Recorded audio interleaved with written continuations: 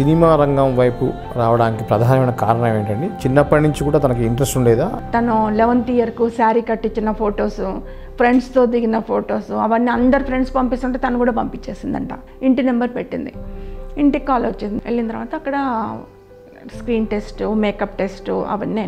పాప ఒక్కొక్క దాంట్లో విన్ అవుతూ వచ్చింది. 7 మెంబర్స్ బాయ్స్, 7 మెంబర్ గర్ల్స్ను రాఘవేంద్ర గారు సెలెక్ట్ చేశారు. అందులో వన్ ఆఫ్ ది పాపని కింద నుంచే లంగా ఇలా పట్టుకొని నవ్వుకుంటూ పైకి వచ్చేసే అన్నారు. On the spot at a time 2 feelings అంటే కళ్ళ నుంచి నీళ్లు పడుతుండాలి, మనసులో నుంచి సంతోషం రావాలి. యాక్టింగ్ అన్నాడు. ప్రత్యూష బ్లాంక్ ఫేస్ పెట్టి అట్లాగే చూస్తుంది. గ్లిజరిన్ ఏమంటే ఇస్తలేడు, యాక్టింగ్ అంటున్నాడు అని. వచ్చాడు, ఈడ్చి ఒక్కటి కొట్టాడు చంప మీదకెళ్ళి. ఒకటే కొట్టాడు. కొట్టే స్టార్ట్ అన్నాడు, చేసేసింది.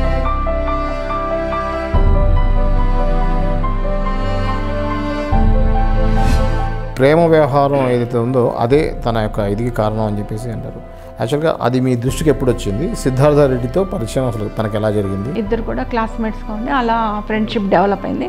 అప్పుడు మాత్రం పాప నాకేం చెప్పలేదు. ఎప్పుడు చెప్పిందంటే ఒక 2-3 మూవీస్ అయిపోయిన తర్వాత ఊరికే కలుస్తూ ఉంటే అటు ఇటు వెళ్తుంటే నేను నా అబ్బాయితో తిరగడం ఎందుకు తిరుగుతున్నావు ఏంటి, ఎందుకు కలుసుకుంటే ఇటు సంగతి మమ్మీ. ఇప్పుడు మా దగ్గర పెద్దగా ఆస్తులు లేవు. ప్రత్యూష సెట్ అవుతుంది ఇప్పుడే.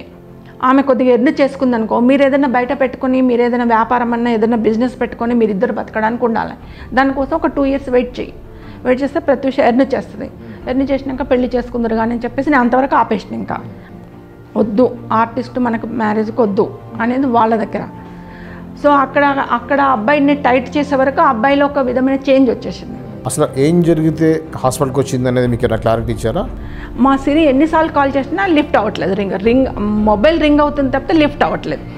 ఇంకా ఆ తర్వాత ఈమె జయం డైరెక్టర్ దగ్గరికి వెళ్ళలేదు.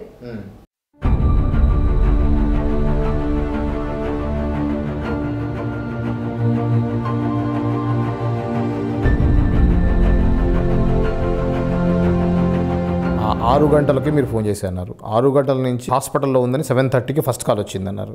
ఈ 1.5 అవర్లో ఏం జరిగింది? 1/2 hour 45 minutesలో ప్రత్యూషను అత్యాచారం చేశారు.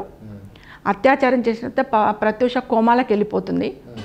కోమాలకు వెళ్ళిపోతుంటే ఆమెను హిమాయత్ నగర్ తీసుకెళ్లారు. ఫస్ట్ అక్కడ చేసి అక్కడి నుంచి హాస్పిటల్లో అడ్మిట్ చేద్దాము, చనిపోతుందేమో అని భయానికి హాస్పిటల్ అడ్మిట్ చేద్దాం అనుకునే లోపల ఆ హిమాయత్ నగర్ నుంచి హాస్పిటల్కి తీసుకొచ్చే మధ్యలో ఒక 2 గెస్ట్ హౌస్లలో 2 సార్లు మళ్ళీ అత్యాచారం చేసిండ్రు పాపని.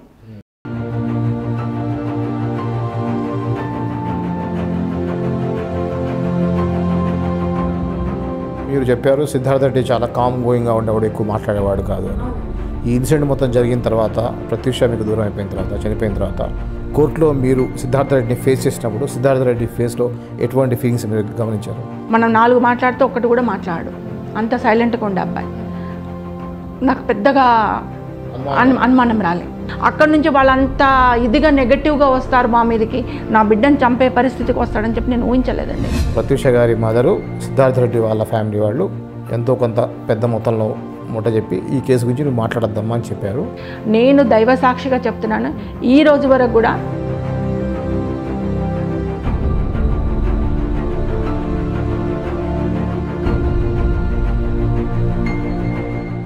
నమస్తే అండి. నమస్తే అండి. అసలు మీ పాప చిన్నప్పటి నుంచి చదువు ఎక్కడ జరిగింది? యాక్చువల్లీ పాప పుట్టింది భువనగిరిలో అండి. తర్వాత పాప కొద్దిగా 1.5 year అయినప్పుడు నేను టీచర్ ట్రైనింగ్ చేశాను నల్గొండలో. అప్పటికి నా డిగ్రీ ఓన్లీ కంప్లీట్ అయింది. టీచర్ ట్రైనింగ్ చేసుకున్న తర్వాత నాకు జాబ్ వచ్చింది. అప్పుడు ఫస్ట్ స్పెషల్ టీచర్గా ఉన్నది మేమే. సో నాకు ఉద్యోగం వచ్చిన తర్వాత పాపను తీసుకొని మాకు మిర్యాలగూడలో వెళ్ళిపోయాము. మిర్యాలగూడలో క్యాంప్ స్కూల్ అని ఉంటుంది, క్యాంప్ స్కూల్లో జాయిన్ అయ్యాను. అప్పటికి పాప 3 years అక్కడే ఫస్ట్ స్కూల్లో జాయిన్ చేశాము. పాపని జాయిన్ చేసిన తర్వాత అక్కడ కొద్దిగా 1 year వచ్చేసరికి బాబు పుట్టాడు నాకు. ఆ తర్వాత స్కూల్కు కష్టమైపోతుంది, మళ్ళీ మనం ఎక్కడో డిస్టిక్లో ఉండిపోతున్నాం, వద్దు హైదరాబాద్ ట్రాన్స్ఫర్ చేసుకుందామని చెప్పేసి మా వారు హైదరాబాద్ ఆయన సిండికేట్ బ్యాంక్లో ఆఫీసర్గా చేసేవారు. తను బషీర్బాగ్ ట్రాన్స్ఫర్ చేసుకున్నారు, నన్ను బొమ్మల రామారం ట్రాన్స్ఫర్ చేయించేసి ఫ్యామిలీ మొత్తం ఇక్కడ తార్నాకకు షిఫ్ట్ అయిపోయాం. Pratyusha childhood school days maximum హైదరాబాద్లోనే జరిగింది. పాప 5th క్లాస్ 4th క్లాస్ ఉన్నప్పుడే మేము హైదరాబాద్ వచ్చేసామండి. సెంటాన్ స్కూల్లో జాయిన్ చేసేసాం, తార్నాకలో సెటిల్ అయిపోయాం. సినిమా రంగం వైపు రావడానికి ప్రధానమైన కారణం ఏంటండి? చిన్నప్పటి నుంచి కూడా తనకి ఇంట్రెస్ట్ ఉండేదా? 10th అయిపోయే వరకు కూడా తన ఎడ్యుకేషన్ మీదనే కాన్సన్ట్రేషన్ ఉంది. తను 7thలో ఉన్నప్పుడు వాళ్ళ ఫాదర్ చనిపోయారు. బాబు అప్పుడు జస్ట్ చిన్న పిల్లాడు, 2nd క్లాస్లో అలా ఉండేవాడు. 10th తర్వాత మళ్ళీ నేను స్కూల్కి వెళ్ళడము, తన ఇంట్లో ఒక్కతే ఉండడము కష్టమైపోతుంది. మళ్ళీ వచ్చే వరకు మాకేంటంటే బస్సెస్ అప్పుడు చాలా ఫ్రీక్వెంట్గా ఉండేది కాదు. మేము స్కూల్ నుంచి ఇంటికి వచ్చేసరికి 8:30, 9 కూడా అయ్యేది ఒక్కొక్కసారి, బస్సెస్ టైంకి అందక. అప్పుడు పాప బాబు ఇద్దరే ఇంట్లో ఉండేవాళ్ళం. దాంతో ప్రాబ్లం అయిపోతుంది, వయసులోకి వచ్చింది అమ్మాయి అని చెప్పేసి నేను హిమాయత్ నగర్లో గౌతమి రెసిడెన్షియల్ స్కూల్లో కాలేజ్లో జాయిన్ చేసి, ఇంటర్ ఫస్ట్ ఇయర్ కాలేజ్లో జాయిన్ చేసి రెసిడెన్షియల్ ఉంచేసాను పాపని. ఉంచేసి నేను బాబు ఉండేవాళ్ళం. అక్కడ ఈ జెమినీ వాళ్ళు జగదేక వీరుడు, అతిలోక సుందరి, రాఘవేంద్రరావు గారిది ఏదో కాంటెస్ట్, మూవీ కాంటెస్ట్ అని చెప్పి జెమినీ మూవీలో వచ్చినప్పుడు పాప చిన్న ఫొటోస్ ఇంటికి వచ్చింది సండే అని చెప్పేసి. ఇంటికి వచ్చినప్పుడు తను 11th ఇయర్కు శారీ కట్టించిన ఫొటోస్, ఫ్రెండ్స్తో దిగిన ఫొటోస్, అవన్నీ అందరు ఫ్రెండ్స్ పంపిస్తుంటే తను కూడా పంపించేసిందంట కాలేజ్ నుండి. పంపించేసిన తర్వాత ఒక 1 monthకి ఇంటికి కాల్ వచ్చింది. ఇంటి నెంబర్ పెట్టింది పాప. అప్పుడు మాకు ల్యాండ్ ఫోన్ ఉండేది, ఇంటి నెంబర్ పెట్టింది. ఇంటికి కాల్ వచ్చింది, మీ ఇట్లా ప్రత్యూష అనే అమ్మాయి ఇట్లా సెలెక్ట్ అయింది, మేము ఇక్కడ స్క్రీన్ టెస్ట్ పెడుతున్నాం, స్క్రీన్ టెస్ట్, వాయిస్ టెస్ట్ అన్నీ కూడా పెడుతున్నాము, పాపని పంపించండి. అప్పుడు నాకు అర్థం కాలేదు, మా పాప కాలేజీలో చదువుతుందండి, రెసిడెన్షియల్లోనే ఉంటుంది, మీకెవరు ఫొటోస్ ఇచ్చారు, మరి మేము పంపించలేదు కదా. ఎట్లా అంటే లేదు మీ పాప ఫొటోస్ వచ్చినాయి మా దగ్గరికి, అందులో పాపను కూడా సెలెక్ట్ చేశాము, మీరు పంపించండి. అప్పుడు నేను మళ్ళీ పాప దగ్గరికి వెళ్ళి మాట్లాడితే, ఏదో కాలేజీ ఫ్రెండ్స్ తోటి పంపించమంటే పంపించాం మమ్మీ అన్నారు. నాకు కోలీగ్స్ ఉన్నారు కొంతమంది లేడీస్, మా స్కూల్లో కోలీగ్స్ వాళ్ళందరికీ ఇలా జరిగింది, ఇట్లా వచ్చిందని అంటే అందరం ఎంతోమందికి ట్రై చేసుకుంటే కానీ రావట్లేదు. అందరం పింకీ అంటాం మేము, నిక్ నేమ్. పింకీకి సెలెక్ట్ అయినప్పుడు పింకీని పంపిస్తే పోయిందేముంది, పంపించినంత మాత్రం సెలెక్ట్ అయ్యేది ఏమి ఉండదు కదా. ఎంతోమంది అక్కడ నుంచి మొత్తం ఫిల్టర్ చేసిన తర్వాత ఫైనల్ చేస్తారు, పంపించవా ఏం కాదు, అంతైతే మేము రమ్మంటే వస్తాము. మా అన్నయ్య కూడా కాల్ చేశాను, ఇలా వచ్చింది అన్నయ్య, ఇలా వచ్చింది, పంపించాలా వద్దా అంటే, లేదమ్మా పంపించేసేయి, ఎవరి గురించి ఆలోచించొద్దు, మనం మంచి అయితే మనం మంచి, మనం చెడు అయితే మనం చెడు. అనుకున్న వాళ్ళు వచ్చి ఎవరు ₹1 నీకు ఇవ్వరు, నీ పిల్లలను కాపాడరు, నీ భర్త చనిపోయిన తర్వాత నీకు ఎవరు ఇవ్వట్లేదు కదా, నీకు జాబ్ ఉంది కాబట్టి నువ్వు ధైర్యంగా ఉంటున్నావు, సర్వే అవుతున్నావు. నీకు జాబ్ లేకుండా ఉంటే నీ పరిస్థితి ఏంటి, అమ్మాయికి వచ్చింది అవకాశం, నువ్వు పంపించు అన్నారు. వెళ్ళిన తర్వాత అక్కడ స్క్రీన్ టెస్ట్, మేకప్ టెస్ట్ అవన్నీ అలా దాదాపు 3 months అయింది కంటిన్యూ. పాప ఒక్కొక్క దాంట్లో విన్ అవుతూ వచ్చింది, అంటే చాలా చక్కగా ఉండేది కాబట్టి మేకప్ చేయంగానే చాలా విన్ అవుతూ వచ్చింది. దాదాపు 1 lakh members దానికి అప్లై చేసుకున్నారు. ఫైనల్గా 3 months తర్వాత పేర్స్ తోటి యాక్టింగ్ అంతా చేయించిన తర్వాత 7 members బాయ్స్, 7 members గర్ల్స్ను రాఘవేంద్ర గారు సెలెక్ట్ చేశారు. అందులో వన్ ఆఫ్ ది పాప. అప్పుడు లయ ఉండింది, సేమ్ టీంలో లయ కూడా ఉండింది అప్పుడు. మళ్ళీ తర్వాత ఈ అమ్మాయి ఉదయ్ భాను, ఝాన్సీ, మళ్ళీ ఈ అమ్మాయి ఉంది కదా సింగర్ సునీత, వీళ్ళందరూ అందులోనే ఉన్నారు. అప్పుడు మేమందరం కలిసి కూర్చునే వాళ్ళం, కలిసి ఉండేవాళ్ళం. సో వీళ్ళందరితో పాటు పాప కూడా సెలెక్ట్ అయిపోయింది, లయ కూడా సెలెక్ట్ అయిపోయింది. తర్వాత ఫైనల్ 7 couples మళ్ళీ ఓన్లీ 1 boy 1 girlని సెలెక్ట్ చేయాలి. ఇంకా అది వేరే వాళ్ళని సెలెక్ట్ చేశారు. సెలెక్షన్ పాప 3rd వచ్చింది, లయ 2nd వచ్చింది, ప్రత్యూష 3rd వచ్చింది. అప్పుడు ఆ ఫైనల్గా అయిపోయిన తర్వాత మిస్ స్మైలింగ్ ఫేస్ అని చెప్పి రాఘవేంద్ర గారు అవార్డు ఇచ్చారు ప్రత్యూషకి. ఇచ్చి అప్పుడు రాఘవేంద్ర గారు నన్ను పిలిచి చెప్పారు, అమ్మ పాపలో మంచి నటన ఉంది, చాలా పైకి వస్తుంది, కొద్దిగా ట్రైనింగ్ ఇప్పించు పాపకి, యాక్టింగ్ ట్రైనింగ్ నేర్పిస్తే తప్పకుండా మంచి హీరోయిన్ అవుద్ది పాప అన్నారు. తప్పకుండా సార్, కాకపోతే మాకు ఎవరు తెలియదు సార్ ఫీల్డ్లో అంటే, లేదు చాట్ల శ్రీరాములు గారు అని ఉంటారు గురువు గారు, ఆయన్నే ఫీల్డ్లో అందరికీ నేర్పించాడు, మంచి గురువు ఆయనకు నేను చెప్తాను అని చెప్పి ఫోన్ నెంబర్ నాకు ఇచ్చి, మీరు ఫోన్ చేసుకొని వెళ్ళండి అమ్మా, ఒక 3 days తర్వాత వెళ్ళండి, ఈ లోపల నేను రాఘవేంద్ర గారు అదే చాట్ల శ్రీరాములు గారికి నేను చెప్తాను అన్నారు. అన్నట్టుగానే గురువుగారు చెప్పారు. చెప్తే ఇంకా నేను ఫోన్ చేసుకొని పాపని తీసుకొని వెళ్ళాను. వెళ్ళి మాట్లాడాను, చాట్ల శ్రీరాములు గారితో మాట్లాడితే ఆయన ఏమన్నా నేర్పించడానికి నాకేం ప్రాబ్లం లేదమ్మా, అంత పెద్ద ఆయన డైరెక్టర్ గారు రాఘవేంద్రరావు గారు చెప్పారు కాబట్టి నేను నేర్పిస్తాను, కాకపోతే నాకు అకామిడేషన్ కావాలా, మేము మీ నాకు అంత దూరం నేను రాలేను, నాకు అకామిడేషన్ కావాలి, మీరు అకామిడేషన్ సెట్ చేయండి, పాపకి నేను నేర్పిస్తాను, ఇంకో 2-3 అమ్మాయిలను కూడా రప్పిస్తాను, మీరు నేర్పించుకుందరాను. అప్పుడు నాకేం తోచలా ఏం చేయాలా అని చెప్పేసి మళ్ళీ జెమినీ వాళ్ళు ఉన్నారు కదా, జెమినీ వాళ్ళ దగ్గరికి వెళ్ళాను. అప్పుడు వాళ్ళే కాబట్టి అందులో నాకు కొంతమంది పరిచయం వెళ్ళాడు. కానీ ఇలా పాపకు ట్రైనింగ్ ఇప్పిద్దాం అనుకుంటున్నామండి, ఇక్కడెక్కడ లేదు, ఎలా చేయమో అని అంటే వాళ్ళు అన్నారు. అప్పుడు ఒక 3 రూమ్సే ఉండే జెమినీ ఆఫీస్ పంజగుట్టలో, చిన్న ఆఫీస్. అంటే మార్నింగ్ 10:30 వరకు అయితే మాది ఖాళీగా ఉంటుందమ్మా, పెద్దగా ఎవరు రారు, ఓన్లీ నా మార్నింగ్ వాళ్ళే ఉంటారు, మీరు 9 to 10:30 వరకు యూజ్ చేసుకుంటే అంటే మాది ఒక రూమ్ ఇస్తాము అన్నారు. చాలా థ్యాంక్స్ సార్ అని చెప్పేసి చాట్ల శ్రీరాములు గారి దగ్గరికి వెళ్ళి మళ్ళీ అక్కడ తీసుకున్నాను పర్మిషన్. అంటే ఆయన 9 o'clock అక్కడికి వచ్చేవాళ్ళు. ఇంకా మా పాపని ఇక్కడికి తీసుకురావాలా, తార్నాక నుంచి పంజగుట్ట రావాలా, ఎలా అని చెప్పేసి ఇంకా మాకు అప్పుడు వెహికల్ కూడా లేదు, ఏం లేదు, ఆమె ఆర్డినరీ లేడీ, వెహికల్ లేదు, ఏం లేదు. ఇంకా ఏం చేసినంటే మాకు తెలిసిన వాళ్ళని అడిగి, బాగా తెలిసిన అతన్ని ఆటో మాట్లాడి రోజు పాపని తీసుకుపోవాలి, నువ్వు అక్కడే ఉండాలి, తీసుకురావాలి అని చెప్పేసి మాట్లాడి, బాగా తెలిసిన వాళ్ళు నమ్మకమైన వ్యక్తిని మాట్లాడితే అతను పాప 8:30కి అక్కడ స్కూల్ కూడా లేట్ అయ్యేది, వాళ్ళు కూడా పర్మిషన్ ఇచ్చారు, 11:30 వరకు పర్మిషన్ ఇచ్చారు.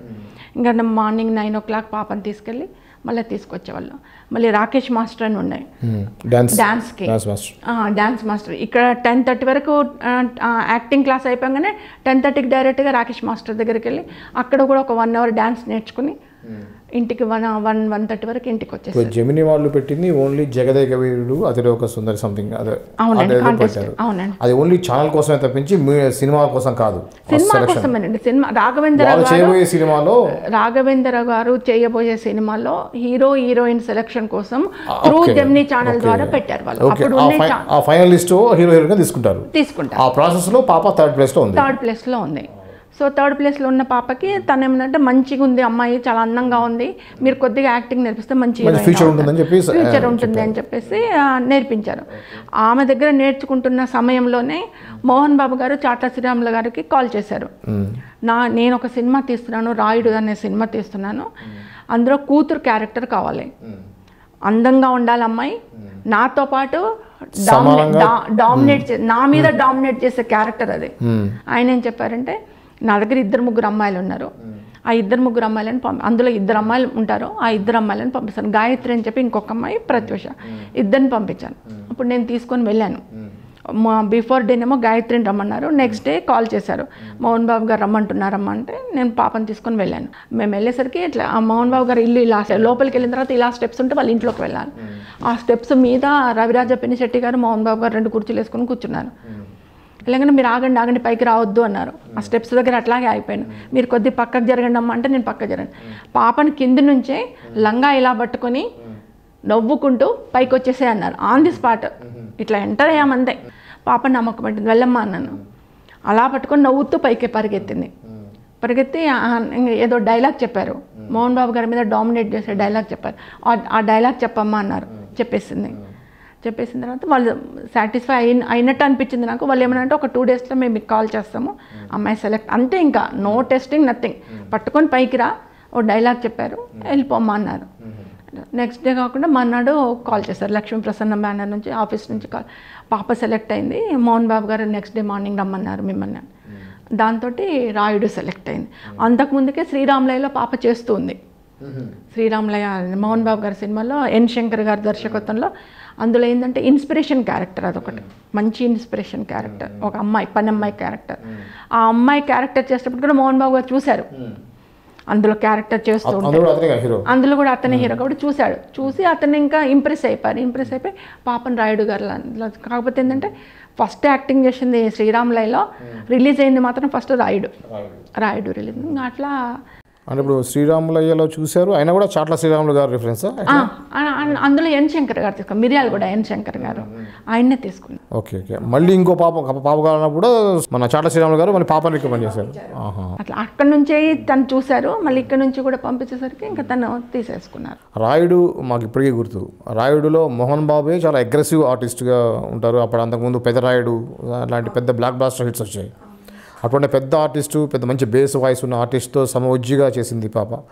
మీరు అసలు ఆ అవకాశం వచ్చినప్పుడు మీరు ఎలా ఫీల్ అయ్యారు? సినిమా రిలీజ్ అయినప్పుడు మీ యొక్క ఫీలింగ్స్ ఏంటి? అవకాశం వచ్చినప్పుడు చాలా గ్రేట్ ఫీల్ అయ్యానండి. ఎందుకంటే అంత పెద్ద హీరోకి ఈక్వల్ క్యారెక్టర్, అది ఈక్వల్ క్యారెక్టర్, డామినేట్ క్యారెక్టర్. అందులో తను భయపడిపోయేది. పాపకి ఎంత అప్పుడు జస్ట్ 16 years అంతే, ఇంటర్ ఫస్ట్ ఇయర్ చేస్తుంది అమ్మాయి, 16 years గర్ల్.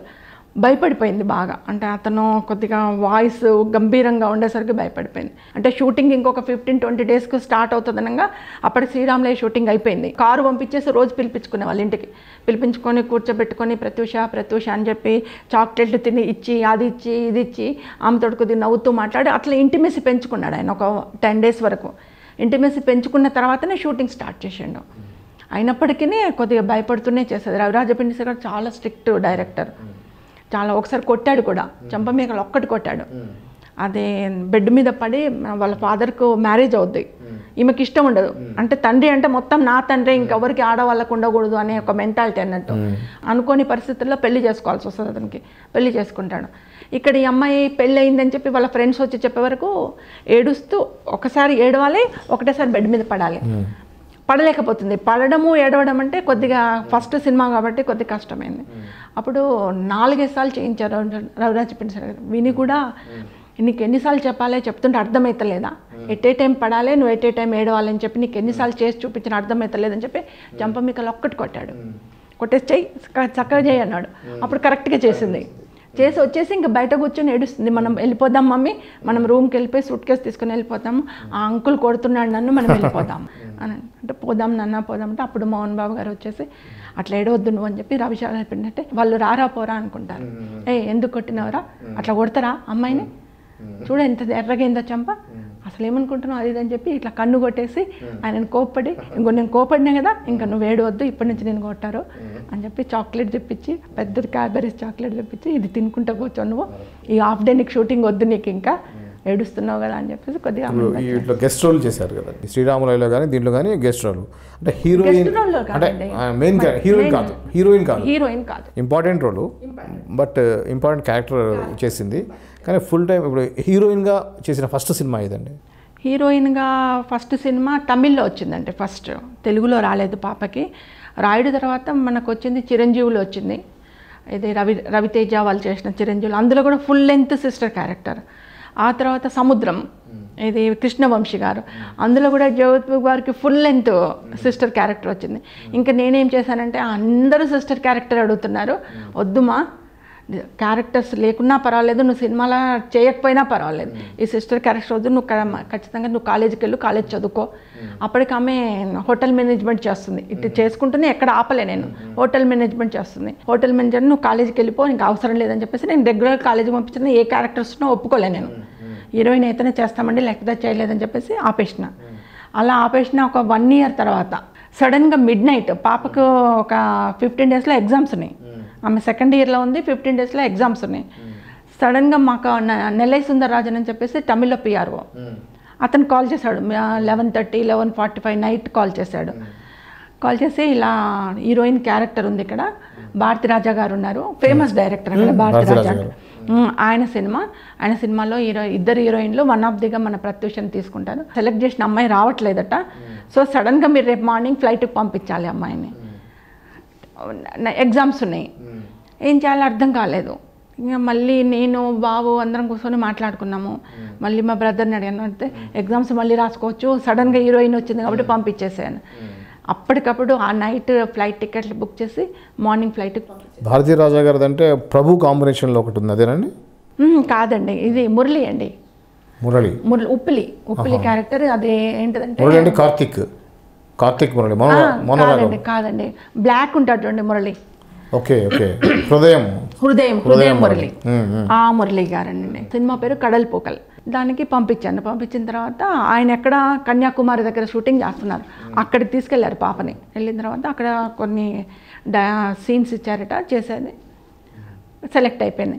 సెలెక్ట్ అయిపోయి మళ్ళీ ఆన్ ది స్పాట్ వచ్చేసి మళ్ళీ వితిన్ 3 daysలో మళ్ళీ వెళ్ళాలి. షూటింగ్ డేట్స్ ఇచ్చారు, అక్కడ వెళ్ళి షూటింగ్ చేసిందండి. అక్కడ కూడా భారతిరాజా గారు కన్యాకుమారిలో షూటింగ్. మాకు 6 o'clock ప్యాకప్ చెప్పారు, వచ్చాం. వచ్చి హోటల్ రూమ్కి వచ్చినాము. పాపకు అంతా ఆయిల్ మొత్తం ముఖానికి క్రీమ్స్ అన్నీ పెట్టి పడుకోబెట్టేశాను. నేను పడుకుందాము అనుకుంటున్నాను, కాల్ వచ్చింది మళ్ళీ డైరెక్టర్ వాళ్ళ అసోసియేట్స్ దగ్గర. మేడం నైట్ 12:30కి షూటింగ్ ఉంది, మీరు రావాలి, కార్ వస్తుంది, మీరు పాపని తీసుకొని రావాలి. నాకేం అర్థం కాలే, మొత్తం ఆయిల్ మొత్తం నిండా ఆయిల్ పెట్టి పడుకోబెట్టేశాను. 10:30 మంచి డీప్ స్లీప్లో ఉంది. 12 o'clock కార్ వస్తుంది అన్నారు. పాపని లేపాను, ఇంకా లేపితే ఏడుస్తుంది. లేదు నాన్న భారతిరాజా గారు కారు పంపిస్తారట, midnight షూటింగ్, నైట్ షూటింగ్ అట, నైట్ ఎఫెక్ట్స్ లేవాలి. ఆ రాత్రి మళ్ళీ తలస్నానం చేయించాను. తలస్నానం చేయించేసి మళ్ళీ రెడీ అయ్యి 12 కల్లా వెళ్ళిపోయాం. అక్కడ ఏంటంటే ఒడ్డునే, సముద్రం ఒడ్డున అలా హోరున శబ్దం వస్తుంది. దాని పక్కన సెట్ వేశారు, ఇల్లు సెట్ వేశారు. మొత్తం వాటర్ వచ్చి తుప్పులు ఇట్లా పడిపోతున్నాయి. పాప మంచి డీప్లో ఉంది. ఆ తలస్నానం చేయించుకొని తీసుకొచ్చాను. అందరూ మురళి గారు అందరూ ఉన్నారు. అదేంటిదంటే తనను ఇప్పుడు ఈ అమ్మాయిని ప్రేమిస్తాడు మురళి, ఈ అమ్మాయి లవ్ని సాక్రిఫైస్ చేస్తాడు. ఆ సీన్ అన్నట్టు ఫస్ట్ నైట్ సీన్. ఈ అమ్మాయి ప్రత్యూష బయట నిలబడుతుంది కిటికీ దగ్గర, లోపల వాళ్ళకి ఫస్ట్ నైట్ సీన్ ఉంటుంది. ఆ సీన్ చేయాలి, midnight సీన్, నైట్ ఎఫెక్ట్గా ఉండాలని చెప్పేసి పాపను కిటికీ దగ్గర నిలబెట్టారు, రెడీ చేశారు. కిటికీ దగ్గర లోపల అమ్మాయితో మాట్లాడుతుంటాడు అన్నట్టు. ఎవరు? మురళి గారు సీన్. అక్కడ ఏంటిదంటే తనను మనసులో ఉంచుకున్నందుకు సంతోషపడాల, తనను కాదని అమ్మాయిని పెళ్లి చేసుకున్నందుకు ఏడవాల. ఎట్ ఏ టైం 2 feelings అంటే కళ్ళ నుంచి నీళ్లు పడుతుండాలి, మనసులో నుంచి సంతోషం రావాలి. అవి 2 చేయాలి ఎట్ ఏ టైం కిటికీ దగ్గర నిలబడి. ఒకటి చేస్తే ఒకటి చేయలేకపోతుంది కొద్దిసేపు. ఆ మంచి స్లీప్లో ఉంది అమ్మాయి, ఒకటి చేస్తే ఒకటి చేయలేకపోతుంది. అప్పుడు వచ్చేసి భారతిరాజు ఎందుకు చేయట్లేదు ప్రత్యూష, నువ్వు మంచి చేస్తావు అంటే, I want glycerin uncle, glycerin పెడితే నేను చేస్తాను అంది. అని అంటే no no no I won't give you glycerin, you do natural active అన్నాడు. అంటే ఓకే అంకుల్ అంది. అన్న తర్వాత మళ్ళీ చేయాలంటే అంకుల్ ప్లీజ్ గ్లిజరిన్ అంది. వెయిట్ అన్నాడు అని అన్ని లైట్స్ వేయించేశాడు. మొత్తం లైటింగ్ అంతా వేసేసి అందరినీ లైట్ వేసేసి కెమెరా స్టార్ట్ అన్నాడు. మురళి మీరు లోపలికి వెళ్ళండి అన్నాడు. మురళి అమ్మాయి లోపలికి వెళ్ళింది. యాక్టింగ్ అన్నాడు. ప్రత్యూష బ్లాంక్ ఫేస్ పెట్టి అట్లాగే చూస్తుంది. గ్లిజరిన్ ఏమంటే ఇస్తలేడు, యాక్టింగ్ అంటున్నాడు అని. వచ్చాడు, ఈడ్చి ఒక్కటి కొట్టాడు చంప మీదకెళ్ళి, ఒకటే కొట్టాడు. కొట్టే స్టార్ట్ అన్నాడు, చేసేసింది. పట్టుపడు కొట్టంగానే క్రితం పట్టుపడు నీళ్ళు వచ్చేసినాయి. డైలాగ్స్ చెప్పేసింది. వచ్చి ఏడ్చుకుంటూ కూర్చుంది. 5 వాతలు పడినాయండి ఖచ్చితంగా, ఇట్లా 5 వాతలు పడినాయి. ఏడ్చుకుంటూ వచ్చి కూర్చుంటే అప్పుడు భారతిరాజు గారు వచ్చేసి, అమ్మ చూడు ప్రత్యూష, నేను కొట్టానని చెప్పి ఏడవద్దమ్మా, నువ్వు ఇప్పుడు ఏదైతే నువ్వు చేసావో, యాక్టింగ్ చేసావో అది ఒకసారి థియేటర్లో చూసుకుంటే నువ్వు ఎంత బాగా చేసావు అన్నది నీకు తెలుస్తుంది. అప్పుడు అంకుల్ ఎందుకు కొట్టాడు, అంకుల్ నన్ను కొట్టాడు అన్నీ మర్చిపోతావు. అప్పుడు నేను ఇంత బాగా చేశానా అని నువ్వే అనుకుంటావు. సో అప్పుడప్పుడు ఇట్లాంటివి జరుగుతున్నాయి, నువ్వు బాధపడొద్దు, నువ్వు ఏడవద్దు అని చెప్పేసి వచ్చి పాండ్స్ క్రీమ్ తీసుకొచ్చేసి మొత్తం పూసేసి కొద్దిసేపు అమ్మ మీద పడుకో, బాగా స్లీపీగా ఉన్నావు నువ్వు, నిద్రపో, మళ్ళీ నీ యాక్టింగ్ వచ్చినప్పుడు నేను లేపుతాను అని చెప్పేసి పడుకోబెట్టేసి వెళ్ళాడు. అదే అండి, అలా ఫస్ట్ హీరోయిన్గా అలా ఎంటర్ అయింది పాప. అవును, తెలుగు కంటే కూడా తమిళ్లో చాలా చేసింది. కడపోకల తర్వాత మనునిధి చేసింది, ప్రభు గారితో మంచి కుటుంబం చేసింది, విజయకాంత్ సార్ తోటి తవసి చేసింది. ఇలా పాప ఒకటెనక ఒకటి అక్కడే తమిళ్లో చేసింది. తమిళ్లో చేస్తూ ఉంటే చూసిన తర్వాత ఎవరు చేసిన, నాగార్జున గారు, సుమంత్ గారు భూమిక అందులో హీరోయిన్గా, సుమంత్కి హీరోయిన్గా చేసింది. తర్వాత ఇంకా మళ్ళీ తర్వాత ఉదయ్ కిరణ్తో చేసింది, తర్వాత మళ్ళీ ఆకాష్తో చేసింది. ఇలా తెలుగులో అంటే అక్కడ ఎలివేట్ అయిన తర్వాత ఇక్కడ తీసుకున్నారు మళ్ళీ హీరోయిన్గా. సో ఇంకా అప్పటి నుంచి కంటిన్యూ చేస్తుంటే మధ్యలో ఇలా అవంతరం. ప్రత్యూష చారిటబుల్ ట్రస్ట్ అనే ఒక ట్రస్ట్ని స్థాపించి గత కొన్ని సంవత్సరాలుగా సర్వీస్ చేస్తున్నారని మా దృష్టికి వచ్చిందండి. యాక్చువల్గా ఈ ట్రస్ట్ని స్థాపించినప్పటి నుంచి ఇప్పటివరకు మీరు చేసేటువంటి కార్యక్రమాలు ఏంటండి? మెయిన్గా దేని మీద మీరు ఫోకస్ చేస్తున్నారు? మా పాప చనిపోయిన తర్వాత ట్రస్ట్ స్థాపించడం జరిగింది.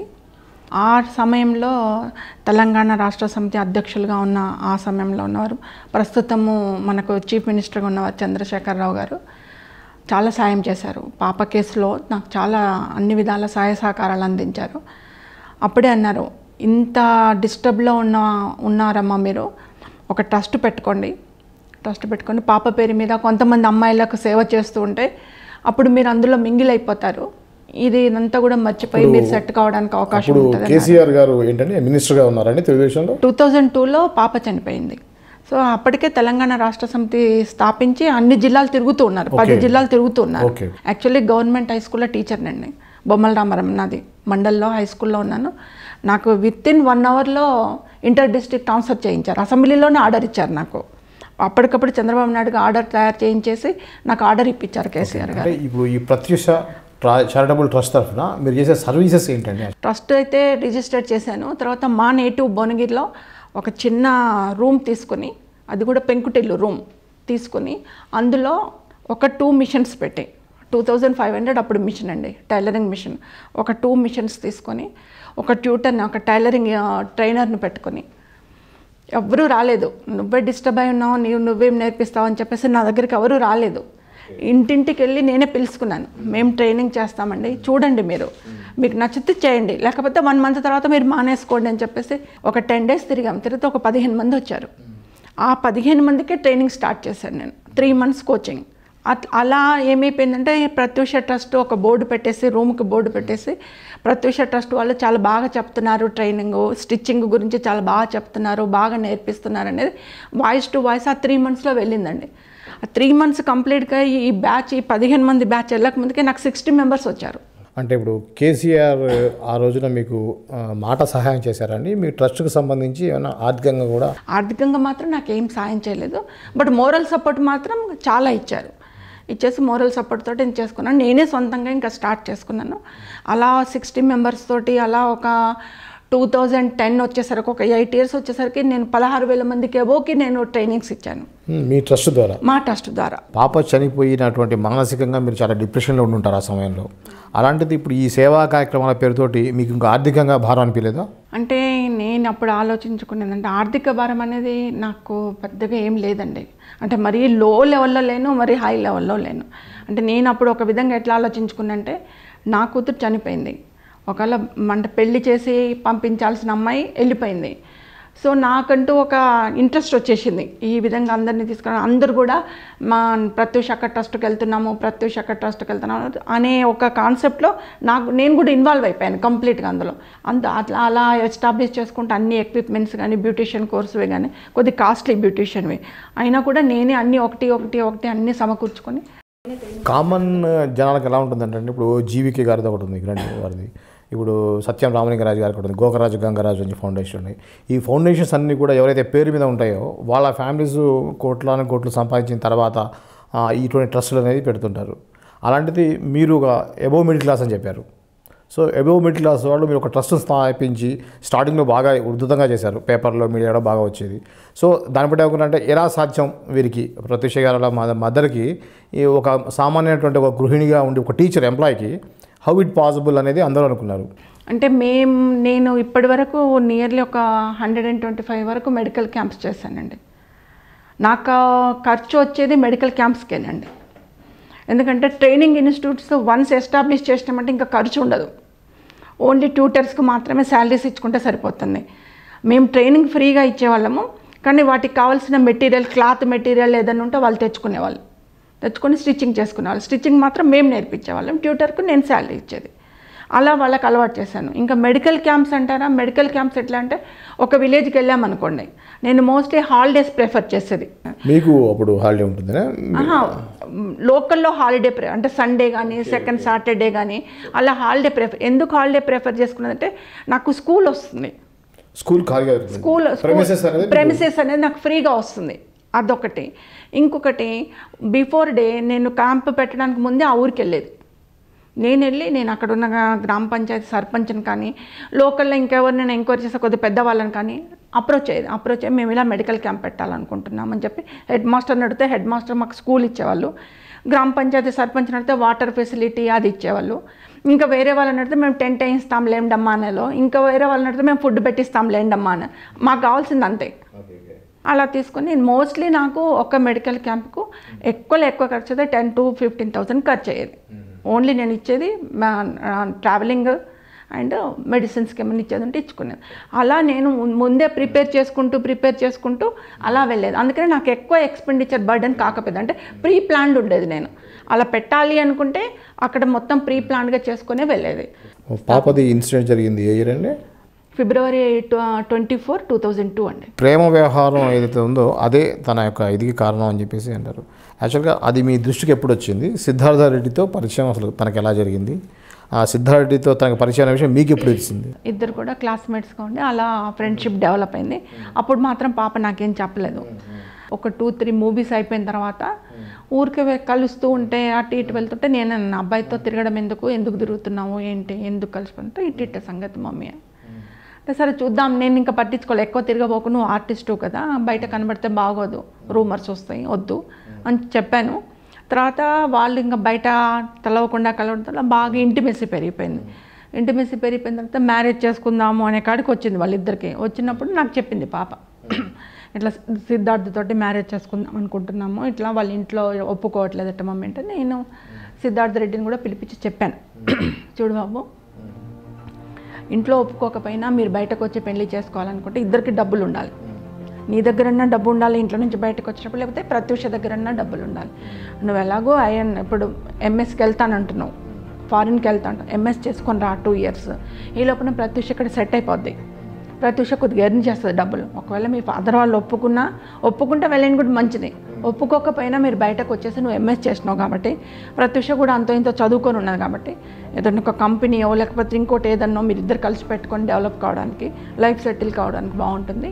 నేను ఒప్పుకుంటున్నా, కాకపోతే ఇప్పుడు కాదు, ఇంకొక 2 years ఆగండి. ఇక్కడే బంజారా హిల్స్లో ఉంటారు, రోడ్ నెంబర్ 1లో ఉంటారు వాళ్ళు. వాళ్ళకి ఒక కూతురు ఒక కొడుకు, అంటే పెద్దవాడు కొడుకు, చిన్న అమ్మాయి వాళ్ళిద్దరు ఒకటే కొడుకు ఒక కూతురు ఉండే బాగున్న వాళ్ళు. కాకపోతే ఏంటంటే వెల్ సెటిల్డ్. కాకపోతే వాళ్ళ మదర్ ఒప్పుకోలేదు, ప్రత్యూష ఆర్టిస్ట్గా చేసుకోవడం నాకు ఇష్టం లేదు అని చెప్పింది. ఈ అబ్బాయి ఏంటంటే ఈ ప్రత్యూష ఎలా చెప్పిందంటే, నేను మా మదర్ వరకు, నా ఫ్యామిలీ వరకు నేను సెట్ చేసిన, మా మదర్ని ఒప్పించిన, నీ ఇంట్లో ఒప్పించుకునే బాధ్యత నీది, మీ మదర్ని మీ ఫాదర్ని ఒప్పించుకునే బాధ్యత నీది, నా ఇంట్లో మా మామయ్యని మా మదర్ని నేను ఒప్పించిన, అంతవరకే నా రెస్పాన్సిబిలిటీ, అది నువ్వు చూసుకో అని చెప్పేసి పాప సిద్ధార్థ రెడ్డికి. అయితే ఆ సిద్ధార్థ రెడ్డికి ఏంటంటే ఒక ఇన్ఫీరియారిటీ కాంప్లెక్స్, నా ఇంట్లో ఒప్పుకోవట్లేదు, టైట్ చేస్తున్నారు, వద్దంటున్నారు. ఇక్కడ ఈమెకేమో మూవీస్ మీద మూవీస్ వస్తున్నాయి, ఈమెనో బిజీ అయిపోతుంది, షూటింగ్స్కి వెళ్ళిపోతుంది, 15 రోజులు 20 రోజులు నెల రోజులు షూటింగ్స్కి వెళ్ళిపోతుంది, నాకు అందుబాటులో ఉండట్లేదు, మా ఫాదర్ వాళ్ళేమో ఒప్పుకోవట్లేదు అనే ఒక కన్ఫ్యూజన్లోకి వచ్చాడు అబ్బాయి. అంటే ఇప్పుడు మీరు కానీ పాప కానీ వాళ్ళ ఇంట్లో ఒప్పుకోకపోతే చేసుకోను అని, ఒప్పిస్తేనే చేసుకుంటాం అని అట్లా అన్నారా? కండిషన్ అని పెట్టారా? నేనేం పెట్టలేదండి. ఇప్పుడు మా దగ్గర పెద్దగా ఆస్తులు లేవు, ప్రత్యూష సెట్ అవుతుంది ఇప్పుడే, ఆమె కొద్దిగా ఎర్న్ చేసుకుందనుకో, మీరు ఏదైనా బయట పెట్టుకొని, మీరు ఏదైనా వ్యాపారం అన్నా ఏదైనా బిజినెస్ పెట్టుకొని మీరు ఇద్దరు బతకడానికి ఉండాలి. 2 years అయితే వెయిట్ చేయాలని చెప్పేసిన. అక్కడ ఏంటిదంటే అసలు 2 years కాదు కదా, 1 day కూడా వాళ్ళు ఒప్పుకోవాలి, వద్దు ఆర్టిస్ట్ మనకు మ్యారేజ్కి వద్దు అనేది వాళ్ళ దగ్గర. అక్కడ అబ్బాయిని టైట్ చేసే వరకు అబ్బాయిలో ఒక విధమైన చేంజ్ వచ్చేసింది. February 23rd మార్నింగ్ తను బెంగళూరుకి వెళ్ళాలి, అక్కడ షూటింగ్ ఉంది, ఓపెనింగ్ ఉంది, ఫిలిం ఓపెనింగ్ ఉంది, ఫస్ట్ కన్నడ మూవీ అన్నట్టుది. అయితే ఆ షూటింగ్కి వెళ్ళడానికి నేను 22nd రోజే ప్రత్యూష ఏంటంటే నేను పోయి ఫేషియర్ అవన్నీ చేయించుకొని వస్తాను మమ్మీ, ఫ్లైట్ టికెట్స్ తీసుకొని వచ్చేస్తాం మేము అని చెప్పేసి మా పెద్దన్నయ్య కూతురు తను ఇద్దరు కెనెటిక్ మీద వెళ్ళారు. About 4 o'clock like that. అంతకు మార్నింగే నేను నవగ్రహ పూజ అవన్నీ చేయించాను గుళ్ళో. మార్నింగ్ అండి? ఈవినింగ్ 4 o'clock పంజాగుట్ట బ్యూటీ పార్లర్కి వెళ్ళారు. వెళ్ళి అక్కడ పాప లోపల ఫేషియల్ చేసుకుంటే సిరి మా అన్నయ్య కూతురు లాన్లో కూర్చుందంట బయట. అక్కడికి వచ్చాడు సిద్ధార్థ రెడ్డి. వచ్చిన తర్వాత పాప ఫేషియల్ చేయించుకొని బయటకు వచ్చిందంట. 10 minutes కూర్చొని అది అయిపోతుంది అని చెప్పేసి అప్పుడు సిరి సిద్ధార్థ రెడ్డి మాట్లాడుతూ కూర్చున్నారు. అన్నీ చేయించుకొని బయటకు వచ్చింది. వచ్చిన తర్వాత మా సిరికి ఏం చెప్పిందంటే, నువ్వు ఇక్కడే కూర్చోక, 1/2 hourలో మేము అట్లా డ్రైవ్ చేసుకొని అట్లా మాట్లాడుకొని వచ్చేస్తాం, మనం ఇంటికి వెళ్ళిపోదాము, మరి తొందర రావాలి, నేను ఇక్కడే కూర్చుంటా అన్నదంట. సరే అని చెప్పేసి అది పాప లాన్లో అలాగే కూర్చుంది. ప్రత్యూష సిద్ధార్థ రెడ్డి ఎమ్మడిపోయింది. అలా తిరుగుతూ ఇంకా సిద్ధార్థ రెడ్డి కారు ఉంది, కార్లో అలా వెళ్తూ మాట్లాడుకొని వెళ్తూ ఇంకా అదే లాస్ట్ అన్నట్టు. సిరి చూడడం ప్రత్యూషని అదే లాస్ట్. తీసుకొని వెళ్ళాడు. లైవ్లో లాస్ట్గా చూసిన సీను సిరి చూసింది లాస్ట్. ఇంకా సిరి వెళ్ళిపోయింది. వాళ్ళ కార్లో వెళ్ళిపోయారు. హిమాయత్ నగర్ అదంతా తిరిగామన్నారు. ఇంకేమైందో తెలియదు. 1/2 అవర్ అయింది, 1 అవర్ అయింది, 1.5 అవర్ అయింది, 2 అవర్స్ అవుతుంది, రావట్లేదు. తను కాల్ చేసిందంట మొబైల్ నుంచి. సిరి, పింకీ ఎంతసేపు కూర్చోవాలి నేను ఇక్కడ, మీరు ఇంతసేపు పోయిండు, నువ్వు తొందరగా రిటర్న్ వస్తే మనం ఇంటికి వెళ్ళిపోదాము అన్నాడు. అంటే వస్తున్నానక్క అందండి. అన్న తర్వాత నేను అరౌండ్ 6 o'clock నేను కాల్ చేశాను. 4 o'clock పోయిండు, 2 hours అవుతుంది, ఇంకా రాలేదు, 1 hour అయిపోతుంది, 1/2 hourలో ఇంటికి రావచ్చు, బేగంపేట నుంచి ఎంత తొందరగా వస్తారు, ఇంకా రాలేదని చెప్పి నేను 6 o'clock కాల్ చేశాను మా పాపకి. కాల్ చేస్తే మా పాప ఏమిందంటే, తేజ గారు కాల్ చేశారు ఒకసారి రమ్మని ఆఫీస్కి. నేను ఆఫీస్కి పోతున్నాను మమ్మీ, తేజ గారిని కలిసి వెంటనే రిటర్న్గా వస్తాను. చాలా హ్యాపీగా ఉంది వాయిస్. నేను జయంలో సెలెక్ట్ అయ్యానని చెప్పాడు, హీరోయిన్గా సెలెక్ట్ అయ్యాను, ఒకసారి ఆఫీస్కి వచ్చి ప్రత్యూష అని అన్నాడు. నేను ఆఫీస్కి వెళ్ళిపోయి డైరెక్టర్ గారితో మాట్లాడి డైరెక్ట్గా వస్తాను చెప్పి చాలా హ్యాపీ మూమెంట్స్ తోటి చెప్పింది తను. అంటే సిరికి చెప్పిన దానికి మీకు చెప్పిన దానికి తేడా ఉంది కదా. అంటే సిరికి వాస్తవం చెప్పలేదు, వస్తున్నాను అని చెప్పింది అంతే. నాకేమో జయం మూవీకి వెళ్తున్నాము, సిద్ధార్థ్ రెడ్డి ఉన్నాడు, వెళ్తున్నాము, వెళ్ళి నేను కలిసేసి వస్తాను, వెంటనే రిటర్న్ వస్తాను, సిరి అక్కని తీసుకొని వచ్చేస్తాను అంది. అది 6 o'clock చెప్పిన న్యూస్. ఆ 6 తర్వాత ఇంకా నేను చేయలే, ఎందుకంటే నాకు నమ్మకం అక్కడికి వెళ్తుంది అని. మా సిరి ఎన్నిసార్లు కాల్ చేసినా లిఫ్ట్ అవ్వట్లేదు, మొబైల్ రింగ్ అవుతుంది తప్పితే లిఫ్ట్ అవ్వట్లేదు. ఇంకా ఆ తర్వాత ఈమె జయం డైరెక్టర్ దగ్గరికి వెళ్ళలేదు. అక్కడి నుంచి డైవర్ట్ చేశాడు. ఇంకేమైంది, నైట్ 8 o'clock నాకు హాస్పిటల్ నుంచి కాల్ వచ్చింది. అంతకుముందుకే 7:15కి ఒకళ్ళు కాల్ చేశారు నాకు. 1 అవరేనండి. 6 o'clock నేను మాట్లాడాను, 1.5 hourలో 7:15, 7:30 టైంలో నాకు ఒకళ్ళు కాల్ చేశారు, ఎవరు అన్నోన్ పర్సన్. కాల్ చేసి ఇట్లా ప్రత్యూష ఆర్టిస్ట్ అండి, స్ట్రెచ్చర్ మీద పెట్టుకొని కేర్ హాస్పిటల్లో తీసుకెళ్తున్నారు, నేను కింద చూశాను, పాపని లోపలికి తీసుకెళ్తున్నారు, మీరు మదర్ కదా మీకు చెప్తున్నానని. అంటే నేను కోపడ్డాను. మా పాప ఏందండి ఇప్పుడే కాల్ చేసింది, డైరెక్టర్ గారి ఆఫీస్కి వెళ్తున్నానని చెప్పింది, మీరేమో 1/2 hour 1 hour లోపల మీరు ఇట్లా చెప్తున్నారంటే మీరు ఎవరిని చూసి ఎవరు అనుకుంటున్నారు అంటే మా పాప కాదని చెప్పి నేను కోపంగా ఫోన్ పెట్టేసిన. అది బ్యాడ్ అనిపించి నేను ఫోన్ పెట్టేసిన. 7:30 నాకు వితిన్ 1/2 hourలో 8 o'clock కేర్ హాస్పిటల్ నుంచి కార్ వచ్చింది. ఇట్లా మేడం మీరు ప్రత్యూష మదర్ అంటే అవునండి, ఇట్లా మీ పాపని హాస్పిటల్లో అడ్మిట్ చేశారు, ఇట్లా నేను హాస్పిటల్ నుంచి సిస్టర్ని మాట్లాడుతున్నా, మీరు అర్జెంటుగా హాస్పిటల్కి రావాలి. నాకేం అర్థం కాలే, 6 o'clock మాట్లాడిన పాప 2 hours హాస్పిటల్ అడ్మిట్ కావడం ఏంటి అని చెప్పేసి ఇంక అప్పుడప్పుడు నేను బాబు ఇద్దరమే ఉన్నాం. ఇంక ఇద్దరం కలిసి తొందర కిందికి వచ్చేసి ఆటో కట్టుకొని హాస్పిటల్కి వెళ్ళాం. హాస్పిటల్ మేము వెళ్ళే వరకు అబౌట్ 10 o'clock అయింది. ఆ 10 o'clock వెళ్ళి మా కింద రిసెప్షన్లోకి వెళ్ళి పాప ఎక్కడ ఉంటుందంటే ఐసీయూలో ఉంది అన్నారు. ఐసీయూకి దగ్గరికి వెళ్తే ఐసీయూ దగ్గర సెక్యూరిటీ ఉన్నారు. సెక్యూరిటీ నన్ను బాబుని ఆపేశారు, మా బాబుని ఆపేశారు, లోపలికి పోనివ్వరు. మా డాక్టర్ ఉందండి లోపల, సీరియస్గా ఉందని కాల్ వచ్చింది నాకు. ఏమైంది అసలు, ఎందుకు అడ్మిట్ చేశారు, ఎవరు అడ్మిట్ చేశారు, నా బిడ్డకి ఏమైంది ముందు నాకు చెప్పాలి కదా అని చెప్పి నేను ఏడుస్తే ఎంత అడిగినా కూడా నేను లోపలికి వెళ్ళి డాక్టర్ని అడిగేసి వస్తానండి అని చెప్పేసి లోపలికి వెళ్ళి డాక్టర్ని అడిగేసి వచ్చారు. వస్తే లేదు ఇప్పుడు ట్రీట్మెంట్ జరుగుతుంది, మీరు ఒక 1 hour 1.5 hour మీరు బయట ఉండండి. అట్లాగే ఐసీయూ డోర్ ముందని అట్లాగే నిలబడిపోయాము ఏడుస్తూ మేమిద్దరం. ఇంకా మా వదినకి కాల్ చేశాను, మా అన్నయ్యకి కాల్ చేశాను, అక్కడ నిలబడే. మాకు అప్పుడు పిఆర్ఓ గిరిధర్ గారు ఉండే ప్రత్యూషకు, పిఆర్ఓ గారికి కాల్ చేశాను, ఇలా తెలిసిన వాళ్ళందరికీ కాల్ చేశాను. 2 hours మమ్మల్ని ఐసీయూ ముందర అట్లాగే నిలబెట్టారు. 2 hours తర్వాత అప్పుడు ఒక డాక్టర్ లోపలికి వచ్చి ఇప్పుడు రండమ్మా చూద్దరు కానీ. నేను ఈ 2 hours అక్కడ వెయిట్ చేస్తున్నంత టైంలో నన్నేమో ఆఫ్ చేశారు. సిద్ధార్థ రెడ్డి రిలేటివ్స్ మాత్రం డోర్ తీసుకుంటున్నారు, లోపలికి వెళ్తున్నారు, వస్తున్నారు. మమ్మల్ని మాత్రం లోపలికి పోండి, మదర్గా నన్ను కూడా లోపలికి పోండి. అసలు ఏం జరిగితే హాస్పిటల్కి వచ్చింది అనేది మీకు ఏమైనా క్లారిటీ ఇచ్చారా? ఏం క్లారిటీ ఇవ్వలేదు. లోపలికి వెళ్ళాను, అప్పుడు నాతో ఎవరు మాట్లాడట్లేదు, ఏ డాక్టరు మాట్లాడట్లేదు, ఎవరు మాట్లాడట్లేదు. అలా డోర్ పక్కన గోడకి ఇలా నేను మా అబ్బాయిని నిలబడిపోయాం అంతే. మీకు ఎటువంటి అనుమానాలు వచ్చాయి? అసలు నాకు కన్ఫ్యూజన్, అసలు నా కూతురు ఎందుకు జాయిన్ అయింది, సిరి లేదు అక్కడ. నాకు ఇంకో కన్ఫ్యూజన్ అంటే సిరి ఏమైంది, ఆ అమ్మాయి ఏమైంది, ఆ అమ్మాయి ఎక్కడుంది, నాకు అసలు ఏం తోచట్లేదు. 2 ఆడపిల్లలు, ఒక ఆడపిల్ల కనబడట్లేదు, ఒక ఆడపిల్ల హాస్పిటల్ అడ్మిట్ అయింది, ఏమైంది. నాకు ఏడ్ చేస్తున్నాను పెద్దగా, అయినా కూడా ఎవరు కూడా ఇంత దయతలచలేదండి. వాళ్ళ ఫ్రెండ్స్ ఉన్నారు, సిద్ధార్థ రెడ్డి ఫ్రెండ్స్ ఉన్నారు కొంతమంది, అందులో నాకు 1-2 తెలుసు. వాళ్ళ దగ్గరికి వెళ్ళి కూడా చేయి పట్టుకొని మా బాబుని కూడా పంపించాను. కొద్దిగా మా బాబు అప్పుడు కొద్దిగా 8th 9th చదువుతున్నాడు.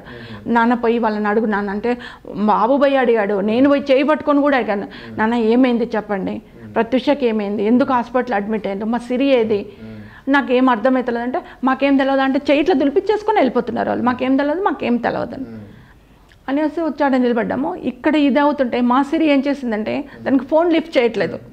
అక్కడ ఆ బ్యూటీ పార్లర్లో కూర్చున్నప్పుడు పాపం దానికి ఫోన్ ఎన్నిసార్లు చేసినా లిఫ్ట్ చేయట్లేదు. అది భయానికి కెనటిక్ వేసుకొని తార్నాక పరిగెత్తుకొచ్చింది. 1 అవర్ అయినా చెల్లె ఫోన్ ఎత్తుతలేదు ఏందని చెప్పేసి తార్నాకకు వచ్చేసింది. తార్నాకకు వచ్చేసరికి మాది అపార్ట్మెంట్ ఫ్లాట్, అక్కడ అప్పుడే పోలీస్ వాళ్ళు వచ్చి ఉన్నారట ఫ్లాట్ దగ్గర. సిరిపోయింది. పోయేసరికి మీరు పోలీస్ వాళ్ళు మీరు ఎందుకు వచ్చారు, దానికి భయం వేసిందట పోలీస్ వాళ్ళని చూసేసరికి. మీరు ఎందుకు వచ్చారు పోలీస్ వాళ్ళు, మా చెల్లేది మా అత్తయ్య ఏది, మా చెల్లె ఏది అని అంటే లేదమ్మా మీ చెల్లె హాస్పిటల్లో అడ్మిట్ అయింది, మీ అత్తయ్య బహుశా అక్కడికే పోయి ఉంటుంది, మాకు ఓయూ పోలీస్ స్టేషన్కు హాస్పిటల్ వాళ్ళు కాల్ చేశారు, ఎందుకంటే ఓయూ ఏరియాలో వీళ్ళ ఇల్లు ఉంది కాబట్టి ఓయూ పోలీస్ స్టేషన్కి కాల్ చేశారు వాళ్ళు, అందుకనే మేము ఇక్కడికి వచ్చాము, ఇంటికి వచ్చి ఏమైంది సమాచారం తెలుసుకుందాం వచ్చాము, డోర్ లాక్ ఉంది, బహుశా మీ అత్తయ్య అక్కడ హాస్పిటల్కి వెళ్ళి ఉంటుంది అని అనగానే అది మళ్ళీ కెనటిక్ వేసుకొని కేర్ హాస్పిటల్కి మరీ పల్లెకెత్తుకొని వచ్చింది పాపం. ఈ లోపల మా అన్నయ్య మా వదిన ఎక్కడ కుసాయిగూడలో ఉంటారు, వాళ్ళిద్దరు వచ్చారు. వచ్చేసి వాళ్ళిద్దరు కూడా నాతో ఉన్నారు. ఇదంతా అయిపోయేసరికి నన్ను అప్పుడు 10 అయిందండి, 11:30కి నన్ను లోపలికి అలౌ చేశారు. ఇప్పుడు రండి వచ్చి మీ కూతుర్ని చూడండి అన్న. ఐసీయూలోకి వెళ్ళాను నేను. ఐసీయూలోకి వెళ్తే దగ్గరికి కూడా పోనివ్వలే, మీరు వెళ్ళొద్దు దగ్గరికి, మీరు దూరంగా ఉండాలి అన్నారు. ఒక 10 ఫీట్ దూరంలో నన్ను నిలబెట్టారు. అది కూడా పాప కాళ్ళ సైడు, హెడ్ అటు ఉంటే లెగ్స్ ఇటు ఉన్నాయి, లెగ్స్కి 10 ఫీట్ దూరంలో నన్ను నిలబెట్టారు. నిలబెట్టి మీ పాపను చూడండి అంటారు. ఏమీ లేదు, మాస్క్ పెట్టారు, ఆక్సిజన్ మాస్క్ పెట్టారు, పైన అన్ని ఎక్విప్మెంట్స్ పెట్టారు, పాపను పడుకోబెట్టారు అంతే. ఆమె చనిపోయిందా బతికిందా లేకపోతే నాకు చూపించడానికి ఇవన్నీ అరేంజ్ చేశారా నాకేం అర్థం కాలేదు. దగ్గరికి పోనిస్తలేదు. 4-5 డాక్టర్లు నిలబెట్టారు, మీరు రావద్దండి దగ్గరికి అని అంటారు, దూరంగా నిలబెడతారు. మాకేమో అప్పుడు ఎట్లా ఉందండి అంటే నాది ఓన్లీ డేట్స్ చూసుకోవాలి, పాపని చూసుకోవాలి, ఒక హౌస్ వైఫ్ మెంటాలిటీ నాది, అంతకంటే బ్రాడ్ మెంటాలిటీ లేదు నాకు. అప్పుడు ఏదో ఉద్యోగం చేసుకున్నామా, ఇంటికి వచ్చినామా, ఉన్నామా, ఒక middle class wife, middle class lady mentality. అక్కడ నిలబెడితే వాళ్ళ దగ్గరికి పోవద్దంటే నేను అక్కడే నిలబడిపోయాను. నాకేం ఆలోచన తట్టల. చూసినా సరేనండి వెళ్ళండి అమ్మా, ఒక 2 మినిట్స్ చూసినాం నేను బాబా, వెళ్ళండి అమ్మా బయట కూర్చోండి అన్నారు. బయటకు వెళ్ళి కూర్చున్నాం. నాకు అప్పుడు కనుక ఇప్పటికి నేను అంటే ఈ 15 ఇయర్స్లో కొన్ని లక్షల సార్లు అనుకొని ఉంటాను ఒక్కదానికి వచ్చినాం. నాకు అప్పుడు ఎందుకు రాలేదు ఆలోచన, నా బిడ్డ నాన్ ది స్పాట్ నేను ఎందుకు హాస్పిటల్ నుంచి షిఫ్ట్ చేయలేదు, నాకు ఇక్కడ అనుమానం ఉంది, నా కూతుర్ని నేను తీసుకొని ఇంకో హాస్పిటల్లో జాయిన్ చేసుకుంటా అని చెప్పి నా కూతుర్ని ఎందుకు తీసుకుపోలేదు, నాకు ఇంత ఆలోచన ఎందుకు రాలేదు అప్పుడు అని ఎన్నిసార్లు ఏడ్చానో, ఎన్నిసార్లు అనుకున్నాను.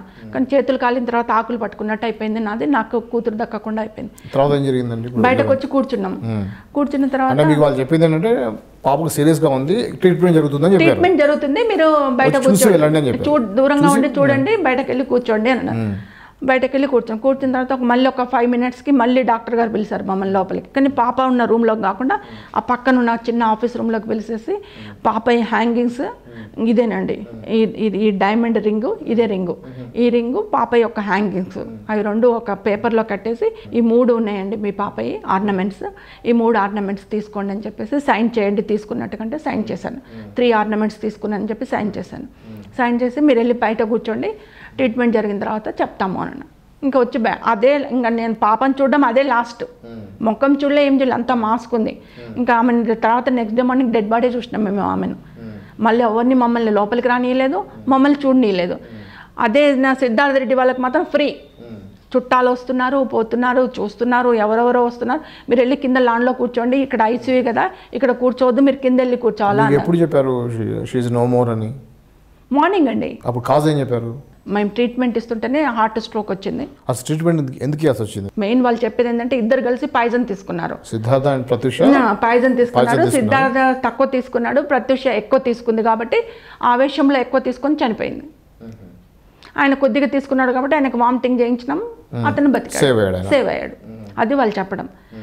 నైట్ అంతా అక్కడే కూర్చున్నాం. ఇంకా అన్నయ్య, నేను, మా వదిన వాళ్ళందరూ వచ్చారు, అందరం అక్కడే కూర్చున్నాం. మార్నింగ్ మాకు ఎప్పుడంటే 8 o'clock అలా ఒక డాక్టర్ వచ్చేసి ఏం చెప్పాడంటే వేరే డ్రెస్ కావాలి ప్రత్యూషకి, మీరు అర్జెంట్కి వెళ్ళి ఇంటికి వెళ్ళి డ్రెస్ తేండి అన్నారు. 8 o'clock మార్నింగ్ 8 o'clock. ట్రీట్మెంట్ జరుగుతూనే ఉన్నాను. 8 o'clock మీరు వెళ్ళి డ్రెస్ తీసుకురండి అన్నారు. అప్పటికప్పుడు నేను బాబు ఆటోలో కూర్చొని గబగబా ఇంటికి వచ్చేసి ఇంట్లో తొందర నేను స్నానం చేసేసి దేవుడికి పూజ చేసుకొని దేవుడికి దండం పెట్టుకున్నాను.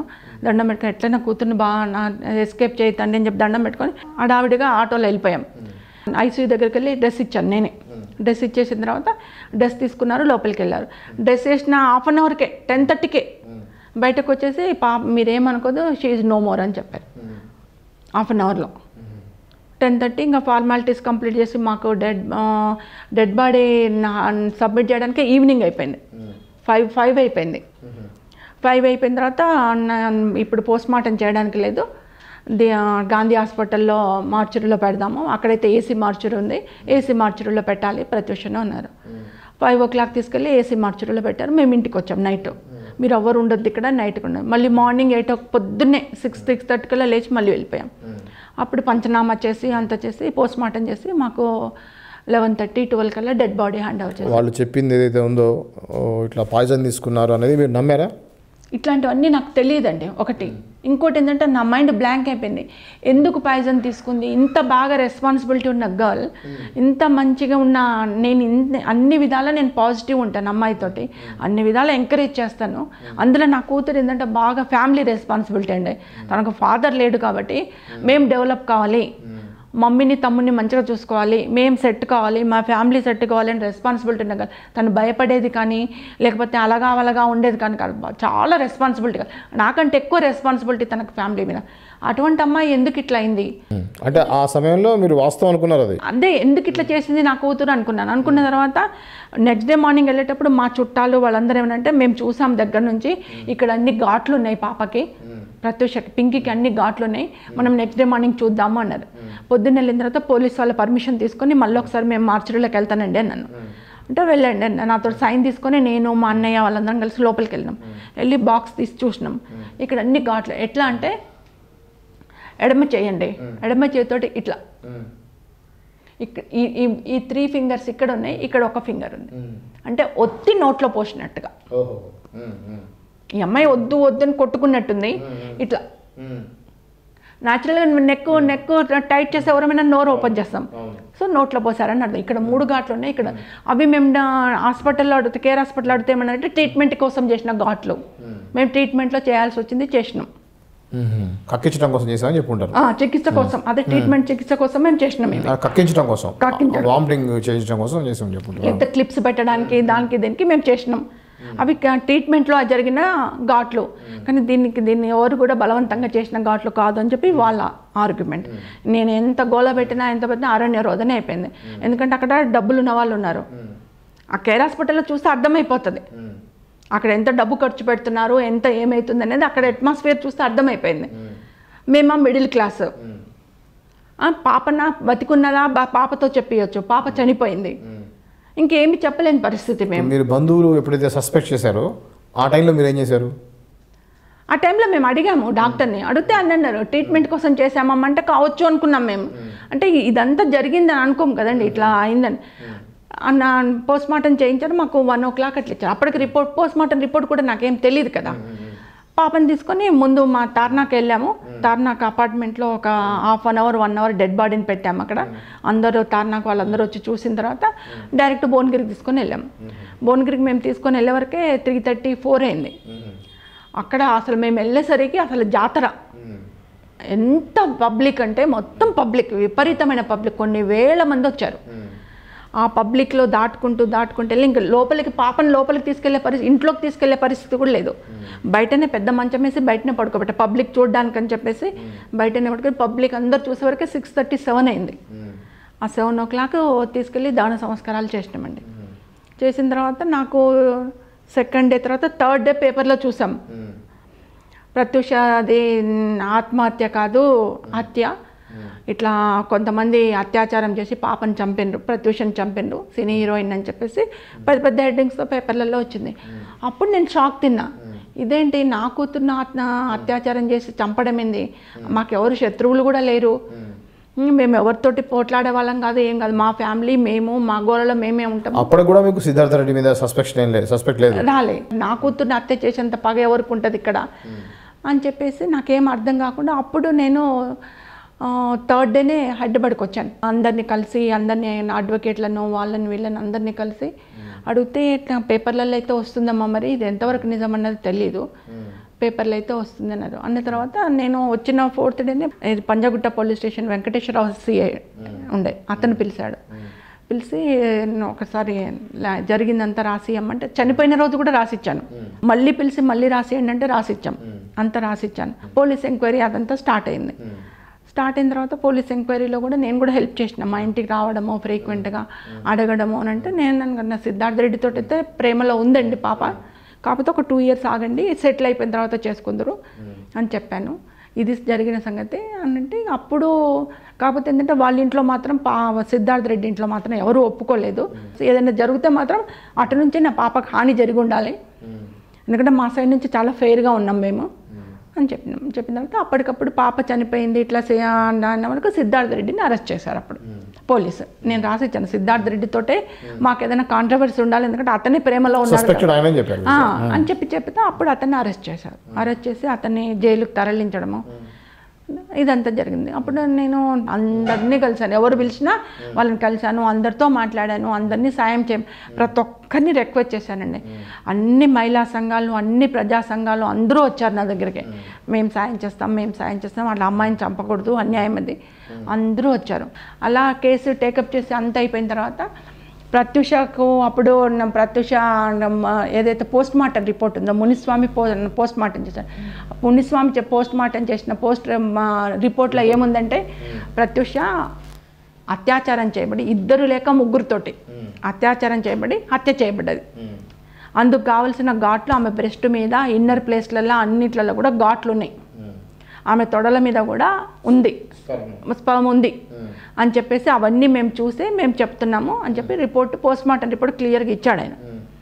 అప్పుడు పోస్ట్ మార్టం రిపోర్ట్ ఇచ్చేంత కెమెరామెన్ ఫోటోలు తీస్తాడు కదా, ఆ ఫోటోలు కూడా తీశారు వాళ్ళు, ఎక్కడెక్కడైతే ఘాట్లు ఉన్నాయి, ఎక్కడెక్కడ స్పర్మ్ ఉందో అన్ని ఫోటోలు కూడా తీశారు. అవి కొన్ని ఫోటోలు నేను కూడా చూసా. అయితే ఆ పోస్ట్ మార్టం రిపోర్ట్ను హైకోర్టులో అసలు కౌంటే చేయలేదు. మునిస్వామి పోస్ట్ మార్టం రిపోర్ట్ను కౌంట్ చేసుకోవాలి హైకోర్టులో. తర్వాత ఈ ఫొటోస్ ఉంటాయి కదా, ఈ ఫొటోస్ ఎక్కడ పోయినాయో కూడా తెలియదు. కెమెరామెన్ దగ్గర నుంచి పోలీసు వాళ్ళు బెదిరించింటూ తీసేసుకున్నారు. ఒక్క ఫోటో బయటకు రాలేదు, పోస్ట్ మార్టం రిపోర్ట్ కౌంట్ కాలేదు. ఆ రిపోర్టుని మాత్రం హైకోర్టు స్వీకరించింది. దాన్ని బేస్ చేసుకొని హైకోర్టు కేసు డీల్ చేసింది. కానీ మునిస్వామి రిపోర్టుని తీసుకోలేదు, ఆ ఫొటోస్ ఎక్కడ పోయినాయో కూడా తెలియదు, ఈ రెండింటిని తీసుకోలేదు. ఇది ఇలా జరుగుతుంటే కేర్ హాస్పిటల్లో ఏంటంటే ప్రత్యూష చనిపోయిన రోజు నన్ను డ్రెస్ తెచ్చిమన్నారు, నేను డ్రెస్ తెచ్చిచ్చాను వాళ్ళకి. డ్రెస్ తెచ్చిచ్చిన తర్వాత ఆ డ్రెస్ చేంజ్ చేశారు. చేంజ్ చేసిన తర్వాత ఆ డ్రెస్ ఎవరికి ఇవ్వాలి, చేంజ్ చేసిన తర్వాత ఇచ్చిన డ్రెస్ మదర్గా నాకు ఇవ్వాలి. నన్ను డ్రెస్ అడిగారు, నేను తీసుకొచ్చి ఇచ్చాను, మరి ఇప్పిన డ్రెస్ నాకే ఇవ్వాలి కదా, నేను అక్కడే ఉన్నాను కదా, ఇవ్వలేదు. దాన్ని తీసుకుపోయాట డస్ట్బిన్లో వేశారట. డస్ట్బిన్లో వేసేస్తాం. నేను నెక్స్ట్ మార్నింగ్ అడిగాను, మరి నాకు ఇప్పిన డ్రెస్ నా కూతురుది ఇవ్వండి అని అంటే, లేదు మీ కూతురు భయానికి మోషన్ చేసింది, మోషన్ చేస్తే దాన్ని తీసుకుపోయి మేము డస్ట్బిన్. మోషన్ చేస్తే పైజామాలో చేస్తుంది, పైదేమైంది లోపల కడ్రాయర్ ఉంటుంది, కడ్రాయర్ పడేయండి, పైజామా పైది ఇవ్వచ్చు కదా, డ్రెస్ ఇవ్వచ్చు కదా, ఏది ఇవ్వాల. మొత్తం తీసుకుపోయినా అక్కడ వేసాం. తెల్లారి వర్కర్స్ వస్తారు కదా, ఊడ్చే వాళ్ళు వస్తారు కదా, వాళ్ళు తీసుకుపోయి బయటపడేసి ఎప్పటికప్పుడు మేము కాల్ చేస్తూ ఉంటాం, అన్నిటిని కాల్ చేశారు. నేను ఒకటే అన్నాను, మెడికో లీగల్ కేసు కింద మీరు ఇంత ఇర్రెస్పెక్టబుల్గా ఎట్లుంటారు కేర్ హాస్పిటల్ వాళ్ళు, మీరు కార్పొరేట్ హాస్పిటల్, ఇర్రెస్పెక్ట్ ఆఫ్ పనులు ఎట్లా చేస్తున్నారు, మీరు ఎట్లా కాల్ చేస్తారు, మీ దగ్గర ఉండే అందరు వాటినే కాల్ చేస్తున్నారా, కాల్ చేయట్లేదు కదా, ఓన్లీ ప్రత్యూషద ఎట్లా కాల్ చేసిండ్రు, మెడికో లీగల్ కేసు అని మీకు తెలుసు కదా, యాక్ట్ ఉందని తెలుసు కదా, ఎట్లా కాల్ చేస్తారు సార్ అన్నాను. నేను డైరెక్ట్గా పోయి అక్కడ చైర్మన్ని అడిగాను రూమ్లోకి వెళ్ళి, లేదమ్మా నెక్స్ట్ డే మార్నింగ్ అనుకోకుండా జరిగిపోయింది, నాకు డ్రెస్ ఇవ్వలేదు. మీకున్న అనుమానాలు కానీ, మీరు చేసిన ఎంక్వైరీలో కానీ, మీడియా వాళ్ళు వచ్చిన ఇన్ఫర్మేషన్లో కానీ 6 గంటలకి మీరు ఫోన్ చేసి అన్నారు, ఇది హాస్పిటల్లో ఉందని 7:30కి ఫస్ట్ కాల్ వచ్చిందన్నారు. ఈ 1.5 అవర్లో ఏం జరిగిందని మీరు అనుకుంటున్నారు? కొంతమంది ఎలా అంటే భయపడతారండి, ఆఫ్ ద రికార్డ్ చెప్తారు కొంతమంది, అంటే ఛానల్స్కి వచ్చి చెప్పరు, పేపర్లకు వచ్చి చెప్పరు. తెలిసినవి కూడా కొన్ని ఛానల్స్ ఎంక్వైరీ చేసి కూడా కొన్ని ఛానల్స్ డైరెక్ట్గా పెట్టరు. ఎందుకంటే హైకోర్టులో అప్పుడు ప్రజావాజ్యం కేసులు ఏమన్నారంటే, పేపర్ వాళ్ళు ఛానల్ వాళ్ళు ఎక్కువ ఇస్తున్నారు ప్రత్యూష కేసు గురించి, మీ దగ్గర కరెక్ట్గా సాక్ష్యాలు ఉంటే పట్టుకొని రండి అన్నారు. అనేసరికి ఛానల్స్ పేపర్లన్నీ తగ్గిపోయినాయి. కొంతమంది ఎట్లా చెప్పారంటే 1/2 hour 45 minutesలో ప్రత్యూషను అత్యాచారం చేశారు, అత్యాచారం చేసిన తర్వాత ప్రత్యూష కోమాలకు వెళ్ళిపోతుంది. కోమాలకు వెళ్ళిపోతుంటే ఆమెను హిమాయత్ నగర్ తీసుకెళ్లారు. ఫస్ట్ అక్కడ చేసి అక్కడి నుంచి హాస్పిటల్లో అడ్మిట్ చేద్దాము, చనిపోతుందేమో అని భయానికి హాస్పిటల్ అడ్మిట్ చేద్దాం అనుకునే లోపల ఆ హిమాయత్ నగర్ నుంచి హాస్పిటల్కి తీసుకొచ్చే మధ్యలో గెస్ట్ హౌస్లలో 2 సార్లు మళ్ళీ అత్యాచారం చేసిండ్రు పాపని. చేసి చనిపోయేసరికి భయానికి కేర్ హాస్పిటల్కి తీసుకొచ్చారు. ఫోన్లు చేసుకున్నారు, అందరికీ ఫోన్లు చేసుకుని కేర్ హాస్పిటల్కి తీసుకొచ్చారు. కేర్ హాస్పిటల్లో చనిపోయిన బాడీని అడ్మిట్ చేశారు. అప్పటికే ప్రత్యూష చనిపోయింది. ఓకే, ఇప్పుడు ఈ ప్రత్యూష అత్యాచారం చేసిన దాంట్లో సిద్ధార్థ రెడ్డి కాకుండా ఇంకో 2 ఉన్నారని మీకు గట్టి అనుమానం? 2 లేక 3 అని చెప్పి పోస్ట్ మార్టం రిపోర్ట్లో ఉన్నప్పుడు 3-4 మెంబర్స్ న్యాచురల్ ఉంటారు కదండి. ఇప్పుడు ప్రేమించిన అమ్మాయిని అంత దారుణంగా అత్యాచారం చేయించడానికి ప్రధానమైన కారణం ఏమై ఉంటుంది అనుకుంటున్నారు మీరు? నేను చెప్తున్నాను కదా, ఇన్ఫీరియారిటీ కాంప్లెక్స్. అమ్మాయి బాగా ఎదిగిపోతుంది, తనకి ఇంట్లో ఒప్పుకోవట్లేదు, ఆ అబ్బాయి ఒక విధంగా అయిపోయాడేమో. న్యూన్యతా భావం అంటారు కదా, న్యూన్యతా భావంతో చేస్తారు కొన్ని పనులు అంటారు, అందులో ఇది ఒకటి. ప్రత్యూష ప్రేమించింది, బాగానే ఉంది. కానీ ఎప్పుడైతే స్థాయి పెరుగుతుందో, తమిళ్లో మూవీస్ రావడం, తెలుగులో మూవీస్ రావడం, స్ట్రైట్గా హీరోయిన్ స్థాయి రావడం, ఈ యొక్క ఇతోటి ఈ బాయ్ ఫ్రెండ్ ఎవరైతే సిద్ధార్థ రెడ్డిని కొంత నెగ్లెక్ట్ చేసిందేమి, ఆ నెగ్లెక్ట్ చేయడం వల్ల అతను కొంత సైకోలాగా మారి ఈ నిర్ణయం తీసుకొని ఉండొచ్చు అని మా దగ్గర కొంత సమాచారం, మాకు తెలిసిన సమాచారం. దీని మీద మీ స్పందన ఏంటి? ఇందులో నెగ్లెక్ట్ చేయడం అనేది కాదండి. ఇక్కడ నెగ్లెక్ట్ చేయడం అనేది నేను ఒప్పుకోను. యాక్చువల్లీ బాగా బిజీ షెడ్యూళ్ళల్లో కలవకపోయేసరికి న్యాచురల్ అదే మెంటాలిటీ వస్తుంది. అది సిద్ధార్థ రెడ్డికే కాదు, ఎవరికైనా అదే మెంటాలిటీ వస్తుంది. తన బిజినెస్ తను చేసుకుంటుంది, తన యాక్టింగ్లో తను ఉంటుంది, నన్ను పట్టించుకోవట్లేదు, నేను ఇక్కడే ఉండిపోయినా తను ఎదిగిపోతుంది అని ఒక న్యూన్యతా భావం, ఒక ఇన్ఫీరియారిటీ కాంప్లెక్స్ వచ్చిందనుకోండి, ఎవరైనా అట్లనే చేంజ్ అవుతారు. సో హిమాయత్ నగర్ నుంచి చెప్పండి. హిమాయత్ నగర్లో నా ఉద్దేశం ప్రకారం, నాకు తెలిసిన అన్ని న్యూస్ ప్రకారం హిమాయత్ నగర్లో పాపను అత్యాచారం చేశారండి, రేప్ చేశారు. చేసి వాళ్ళకి భయం వేసింది, ఇంకా కేర్ హాస్పిటల్కి తీసుకెళ్దామని చెప్పేసి కొద్ది కోమాలకో లేకపోతే ఎట్లనో అరవడమో ఏదో చేసింది. చేస్తే అక్కడి నుంచి నాకు తెలిసిన ప్రకారం మధ్యలో 2 ప్లేస్లలో కూడా మళ్ళీ ప్రత్యూషను అత్యాచారం చేసిండు. మధ్యలో ఆపుకొని అత్యాచారం చేసిన తర్వాత పాప ఇంకా బతుకుతే అందరికి చెప్తుంది కదా, ఇలా అయింది అలా అయింది అని చెప్పేసి చెప్తుంది. అందుకని గొంతు నొక్కి బలవంతంగా నోట్లో పాయిజన్ వేశారు. వేసి తీసుకెళ్ళి హాస్పిటల్లో అడ్మిట్ చేశారు, ఎట్లాగో చనిపోతుంది అని చెప్పేసి. అది జరిగిందండి. కావాలని చేశారు, కావాలని నా బిడ్డను పంపించారు, చూస్తూ చంపారండి. అది ఆత్మహత్య కాదు, నా బిడ్డ ఆత్మహత్య చేసుకునేంత బలహీనురాలు కాదు.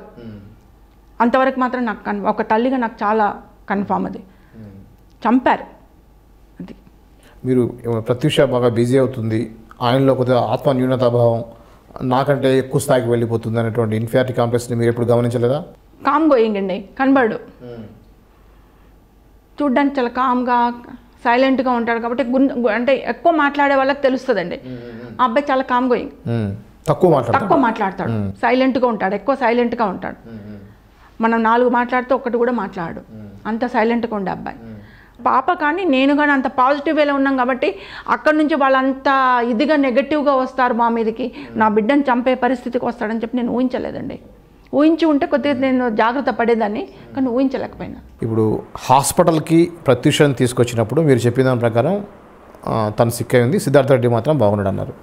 హాస్పిటల్ సిబ్బంది కానీ అక్కడ ఉన్నటువంటి పరిస్థితుల్లో మీకు వచ్చిందేంటి? అంటే ఇద్దరు సిక్ అయి వచ్చారా, లేకపోతే సిద్ధార్థ రెడ్డి ప్రత్యూషను తీసుకొచ్చాడా? సిద్ధార్థ రెడ్డితో పాటు పక్కన ఎవరైనా స్నేహితులు ఉన్నారా? నేను అక్కడ ఎంక్వైరీ చేశానండి. హాస్పిటల్లో ముందర గేట్ దగ్గర ఉన్న గేట్ కీపర్ని కానీ, సెక్యూరిటీని కానీ, ఇంకా కొంతమంది ఈ స్ట్రెచ్చర్ మీద వీల్ చైర్స్ తీసుకెళ్తూ ఉంటారు కదా, వాళ్ళని అడిగాను. కొంతమందిని ఎంక్వైరీ చేసుకున్నాను. వాళ్ళ మా పేర్లు చెప్పొద్దమ్మా అది ఇది అన్నట్టు. నాకు జస్ట్ న్యూస్ కావాలమ్మా, నా బిడ్డ చనిపోయింది, ఎట్లా తెచ్చారని చూసుకున్నాను. అక్కడ ఏంటంటే సిద్ధార్థ రెడ్డి కార్లో తీసుకొని వచ్చాడు, ఎవరు రాలేదు, ఒక్కడే వచ్చాడు. డ్రైవింగ్ చేస్తూ ప్రత్యూషను పక్క సీట్లో ఇట్లా మీద వేసుకొని వచ్చేసి డైరెక్ట్ కేర్ హాస్పిటల్లో మెయిన్ గేట్ దగ్గరనే ఆపాడు. లోపల ఆపేసిన తర్వాత వీల్ చైర్ తెమ్మన్నాడు. వీల్ చైర్ తెచ్చేటప్పుడు ఈయన దిగాలి కదా, దిగే లోపల ప్రత్యూషను ఉంటుంది, ప్రత్యూషను తీసి కింద పడుకోబెట్టాడు. ఆమె పడిపోయింది కింద, కార్లో కింద పడుకోబెట్టాడు. కార్లో నుంచి కింద పడుకోబెట్టి కారు డోర్ వేసి లాగేసి లోపల వీల్ చైర్ వచ్చింది. అప్పుడు ఆ వీల్ చైర్ ఎవరైతే తోసుకుంటూ వచ్చాడో అతను సిద్ధార్థ రెడ్డి కలిపి ప్రత్యూషను లేపి వీల్ చైర్లో కూర్చోబెట్టారు. కూర్చోబెడితే ప్రత్యూష ఇలా పడిపోయింది. స్ట్రైట్గా లేదు ఆమెది, పడిపోయింది. అలా స్ట్రైట్ అలానే పడిపోయి సిద్ధార్థ రెడ్డి తోసుకుంటూ లోపలికి వెళ్ళాడు. లోపలికి వెళ్ళి రిసెప్షన్లో మాట్లాడి రిసెప్షన్లో ప్రత్యూష పేరు ఆయన పేరు రాసి ఐసీయూలోకి పోయి ఆయన పడుకున్నాడు బెడ్ మీద, ప్రత్యూషని పడుకోబెట్టాడు. ఇది జరిగింది. అక్కడ తెలిపాను మాకైతే తెలుసమ్మా, కార్లో నుంచి అబ్బాయి తీసి కింద పడుకోబెట్టాడు. అమ్మాయి అప్పటికే చనిపోయిందా బతుకుందా మాకు తెలీదు, కింద పడుకోబెట్టేసారు, స్పృహలో లేదు, పడుకోబెట్టేశారు. వీల్ చైర్లో కూర్చుని కూడా అమ్మాయి తలకాయ పక్కకు పడిపోయింది. ఆయన్ని తోసుకుంటూ లోపలికి తీసుకెళ్ళాడు. మరి ఆ రిసెప్షన్లో ఏం మాట్లాడాడో తెలియదు. వాళ్ళు ఐసీయూలో జాయిన్ చేయమని అనగానే ఐసీయూలకు వాళ్ళు వచ్చేసి స్ట్రెచ్చర్ మీద ప్రత్యూషని బండకోబెట్టుకున్నారు. ఈయన నడుచుకుంటూ వెళ్ళిపోయాడు పైకి, ప్రత్యూష మాత్రం స్ట్రెచ్చర్ మీద వెళ్ళిపోయింది. లోపలికి వెళ్ళేసిండు, ఐసీయూలో పెట్టేస్తామన్నారు. ఆ తర్వాతనే మీకు కాల్ వచ్చింది. ఇది సంగతి. దీని మీద మీరు ఎటువంటి న్యాయ పోరాటం చేస్తున్నారు? అది కోర్టులో ఏ పరిస్థితిలో ఉంది ఇప్పుడు? నేను ఎవరినైతే కలిశానో కేసీఆర్ చంద్రశేఖరరావు గారిని ఎప్పుడైతే కలిశానో వారు అసెంబ్లీలో బాగా పోరాటం చేశారు, బాగా అడిగారు. వారు కానీ రాజశేఖర రెడ్డి గారు కూడా వాయిస్ కలిపారు. అప్పుడు ప్రతిపక్ష నేతలు వాళ్ళు కూడా వాయిస్ కలిపారు. ప్రత్యూష అమ్మాయి తెలంగాణలో ఉన్న ఒకే ఒక హీరోయిన్ అమ్మాయి. అప్పుడు కూడా ఇదే వర్డ్ అన్నారు, తెలంగాణ నుంచి వచ్చిన ఒకే ఒక అమ్మాయి హీరోయిన్. ఆ అమ్మాయి దారుణంగా చంపబడ్డది. సిబిఐ ఎంక్వైరీ పెట్టండి, మాకు ఈ సిఐడి ఎంక్వైరీలు వీటి మీద నమ్మకం లేదు, మీరు సిబిఐ ఎంక్వైరీ పెట్టండి అని చెప్పేసి అసెంబ్లీలో బాగా గొడవలు జరిగినాయి. జరిగితే చంద్రబాబు నాయుడు గారు సిబిఐకి ఎంక్వైరీకి ఆర్డర్ ఇచ్చారు. సిబిఐ ఎంక్వైరీ జరిగింది. సిబిఐ ఎంక్వైరీ జరిగింది. అటు తిరిగారు ఇటు తిరిగారు, సిబిఐ వాళ్ళు అందరూ తిరిగారు. అక్కడ ఏమైపోయిందంటే సిబిఐ ప్రజావాజ్యం కేసు అయిపోయింది. సిబిఐకి ఇవ్వగానే లోయర్ కేసు నాంపల్లి కోర్టుకు వచ్చింది కేసు. వాళ్ళు మొత్తం చేసి అప్పుడు అక్కడ ఏం చేశారంటే హైకోర్టులో ప్రత్యూష మునిస్వామి రిపోర్ట్ని, త్రిసభ్య కమిటీ రిపోర్ట్ని, ఇంకా అదర్ రిపోర్ట్స్ని, పోలీస్ రిపోర్ట్ని, అన్ని రిపోర్ట్లని, హైకోర్టు జడ్జిమెంట్ కాపీస్ని అన్నిటిని కూడా ఒక ఐరన్ బాక్స్లో పెట్టేసి సీల్ చేశారు. సీల్ చేశారు. సీల్ చేసి అది హైకోర్టు రిజిస్ట్రార్ దగ్గర ప్రిజర్వ్ చేశారు. ఎందుకు చేశారన్నది నాకు తెలియదు. మొత్తం అయిపోయిన తర్వాత అది పెట్టేసి ఏమన్నారంటే ప్రత్యూష అది కొద్దిగా ప్రజల్లోకి ఎక్కువ వచ్చిన కేసు కాబట్టి మేము రిజిస్ట్రార్ దగ్గర ఇది పెడుతున్నాము, ఆఫ్టర్ 7 years మాత్రమే దీన్ని ఓపెన్ చేయాలి, అంతవరకు ఓపెన్ చేయాలి. ఒకవేళ లోయర్ కోర్టు కానీ హయ్యర్ కోర్టు కానీ అడిగితే విత్ రిజిస్ట్రార్ పర్మిషన్ తోటి ఆ బాక్స్ జడ్జి దగ్గరికి వెళ్ళాలి, మళ్ళీ రిజిస్ట్రార్ దగ్గరనే ఉండాలి అని చెప్పేసి ఈ ఇద్దరు త్రిసభ్య కమిటీ వాళ్ళు రిజిస్ట్రార్ దగ్గర పెట్టేశారు. నాకు మునిస్వామి రిపోర్ట్లో ఏముందో తెలియదు, పేపర్లు చూసి ఛానల్స్ చూసి నేను తెలుసుకోవడం తప్పితే మునిస్వామి రిపోర్ట్ కాపీ ఇవ్వలేదు. మునిస్వామి రిపోర్ట్లో ఏముంది తెలియదు, ఫొటోస్ ఎక్కడికి పోయినాయి తెలియదు, జడ్జిమెంట్ తెలియదు, ఏది తెలియదు. తల్లిగా నాకు ఏది చెప్పలేదు. ఓన్లీ బయట నేను పోరాటం చేయడం తప్పితే నాకు లీగల్గా వాళ్ళు ఏమీ ఇవ్వలేదు. దాన్ని ఏం చేశారంటే సిబిఐ ఎంటర్ అయిన తర్వాత దాన్ని మేము నాంపల్లి కోర్టుకు షిఫ్ట్ చేస్తున్నామన్నారు. నాంపల్లి కోర్టుకు షిఫ్ట్ చేశారు. నాంపల్లి కోర్టులో ఆర్గ్యుమెంట్స్ జరిగినాయి, సాక్ష్యాల పరిష్కరణ, అది వాళ్ళని పిలిపించుకోవడం, వాళ్ళతో మాట్లాడడం, అలా చాలా 1 year 1.5 years నడిచింది. ఆ తర్వాత నాంపల్లి కోర్టులో సిద్ధార్థ రెడ్డికి 7.5 years పనిష్మెంట్, సిబిఐ కూడా ఆర్గ్యుమెంట్ చేసుకుని 7.5 years వచ్చింది. ఆ తర్వాత ఏం చేశారంటే 7.5 years కాదు, అతనికి లైఫ్ ఇవ్వాలి. నా కూతురు చనిపోయింది ఇక్కడ, నా కూతురు ఆత్మహత్య కాదు, ఇక్కడ నా కూతురు చంపబడ్డది, ప్రాణం పోయింది, మా ఇంటికి దిక్కుగా ఉన్న అమ్మాయి వెళ్ళిపోయింది, కాబట్టి అతనికి లైఫ్ ఇవ్వాలని చెప్పేసి నేను కూడా హైకోర్టులో పిటిషన్ వేసుకున్నాను. వీళ్ళు కూడా హైకోర్టుకు వచ్చారు. హైకోర్టులో చాలా రోజులు రన్ అయింది కేసు. రన్ అయిన తర్వాత హైకోర్టు జడ్జిమెంట్ ఇచ్చేటప్పుడు ఇక్కడ అత్యాచారానికి ప్రేరేపించండి అనడానికి సాక్ష్యాలు లేవు, ఆత్మహత్యకు ప్రేరేపించడానికి సాక్ష్యాలు లేవు, కాబట్టి అతనికి శిక్ష తగ్గిస్తున్నాము, 2.5 years మాత్రమే ఇస్తున్నాము అని చెప్పేసి హైకోర్టులో జడ్జిమెంట్. మీరు 7 years కాదు ఇంకా ఎక్కువ పనిష్మెంట్ కావాలని మీరు వెళ్ళారు, లైఫ్ కావాలని చెప్పి నేను వెళ్ళాను. కానీ జరిగింది ఏంటంటే ఉన్నదానికంటే కూడా తగ్గించారు, 2.5 years మాత్రమే ఇచ్చారు. ఇచ్చి కూడా అతను ఇంకొకటి ఏం చెప్పారంటే ప్రత్యూష వాళ్ళ కుటుంబానికి అన్యాయం జరిగింది కాబట్టి, ఆ అమ్మాయి చనిపోయింది కాబట్టి వాళ్ళ కుటుంబంలో ఆ అమ్మాయికి చనిపోయినందుకు నష్టపరిహారంగా 40,000 రూపాయలు సిద్ధారెడ్డి వాళ్ళు ఇవ్వాలి. మొన్న హైకోర్టులో 40,000 రూపాయలు వాళ్ళ కుటుంబానికి ఆర్థిక సహాయం చేయాలి అని చెప్పి జడ్జి గారు చెప్పారు. చెప్తే నేను మా అడ్వకేట్ ఉన్నాను, మా అడ్వకేట్కి చెప్పిన సార్ నాకు 40,000 రూపాయలు వద్దు అతని దగ్గర నుంచి, నాకు ₹1 వద్దు, ఏదైనా అనాథాశ్రమం ఉన్నా రెస్క్యూ హోమ్ ఉన్నా ప్రత్యూష పేరు మీద అక్కడ ఇచ్చేయమనండి, కోర్టు నుంచే డైరెక్ట్గా పంపించేసేయమండి, నాకు మాత్రం వద్దు సార్ అని చెప్పేసి నేను వచ్చేసాను. ఇంకా వచ్చేసి మళ్ళీ నేను హైకోర్టులో పిటిషన్కి వెళ్ళాను. ఎందుకంటే అట్లీస్ట్ లోయర్ కోర్టులో ఉన్న 7.5 yearsను కూడా పనిష్మెంట్ని క్యారీ చేయలేదు. క్యారీ చేయకుండా ఇక్కడ 2.5 yearsకు రెడ్యూస్ చేశారు పనిష్మెంట్ని. నేను లైఫ్ కావాలని చెప్పేసి నా కూతురు ప్రాణం పోయింది, ఇక్కడ ఒక అమ్మాయి ప్రాణం పోయింది. ఇక్కడ ప్రాణానికి కూడా విలువ కట్టకుండా ఉన్న శిక్షను రెడ్యూస్ చేసింది. ఇక్కడ ఇది ఎంతవరకు న్యాయమో మీరే నాకు న్యాయం చేయాలని చెప్పి నేను సుప్రీంకోర్టులో లైఫ్ అన్నా ఇవ్వండి, లేదా అట్లీస్ట్ లోయర్ కోర్టులో వచ్చిన పనిష్మెంట్ని సేమ్ అన్నా మీరు యాజ్ ఇట్ ఈజ్ పనిష్మెంట్ ఇవ్వండి అని చెప్పేసి అక్కడ కూడా నేను పిటిషన్ వేసుకున్నాను. అది కూడా డబుల్ బెంచ్ జడ్జికే వెళ్ళింది, రన్ అవుతుంది, చూడాలి ఇంకా. ఇప్పుడు మీరు చెప్పేది చాలా జెన్యున్గా అనిపిస్తుంది నాకైతే. మీరు ఏ విధంగా న్యాయం కోసం పోరాడుతున్నారు అనేటువంటి చెప్తుంటే. సో ఆ టైంలో నాకు బాగా గుర్తు, ఒక 1 year పాటు బాగా పేపర్లో కానీ టీవీలో కానీ బాగా చూసాం మీరు చేసే పోరాటాలు. కానీ ప్రత్యూష వాళ్ళ మదర్ జరిగిన అన్యాయం మీద బాగా పోరాడుతుంది, అందరినీ కలుస్తుంది. రాజశేఖర రెడ్డి గారు కానీ కేసీఆర్ గారు కానీ దాని మీద స్పందిస్తున్నారు అని 1 year దాకా బాగా చూసాం. 1 year తర్వాత నాకు తెలిసి ఫస్ట్ వర్ధంతి తర్వాతనేమో చాలా తగ్గిపోయింది. ఆ మీడియాలో అసలు ఆ మాట వినపడలేదు. కామన్ మ్యాన్ కొంత గొప్ప అవగాహన ఉన్న వాళ్ళు ఏమనుకున్నారు, పేపర్ చదివే వాళ్ళు కూడా సరోజిని గారు ప్రత్యూష గారి మదరు సిద్ధార్థ రెడ్డి వాళ్ళ ఫ్యామిలీ వాళ్ళు ఎంతో కొంత పెద్ద మొత్తంలో ముట్ట చెప్పి ఈ కేసు గురించి నువ్వు మాట్లాడద్దమ్మా అని చెప్పారు. కూతుర్ని పోగొట్టుకున్న వాళ్ళకి తెలుస్తుంది బాధ ఏంటి అనేది. కూతుర్ని పోగొట్టుకున్న వాళ్ళకి తెలుస్తుంది. 10 మందికి తెలిసేదానికంటే కూతురు పోగొట్టుకున్న వాళ్ళకి బాధ ఎక్కువగా తెలుస్తుంది. నా కూతురు చనిపోయినప్పుడు ప్రతి ఒక్కరు కూడా ముందరకు వచ్చారు, ఆవేశంగా ముందరకు వచ్చారు. మేమున్నాం నీకెందుకు, మేము చేస్తాం, మేము తిరుగుతామన్నారు.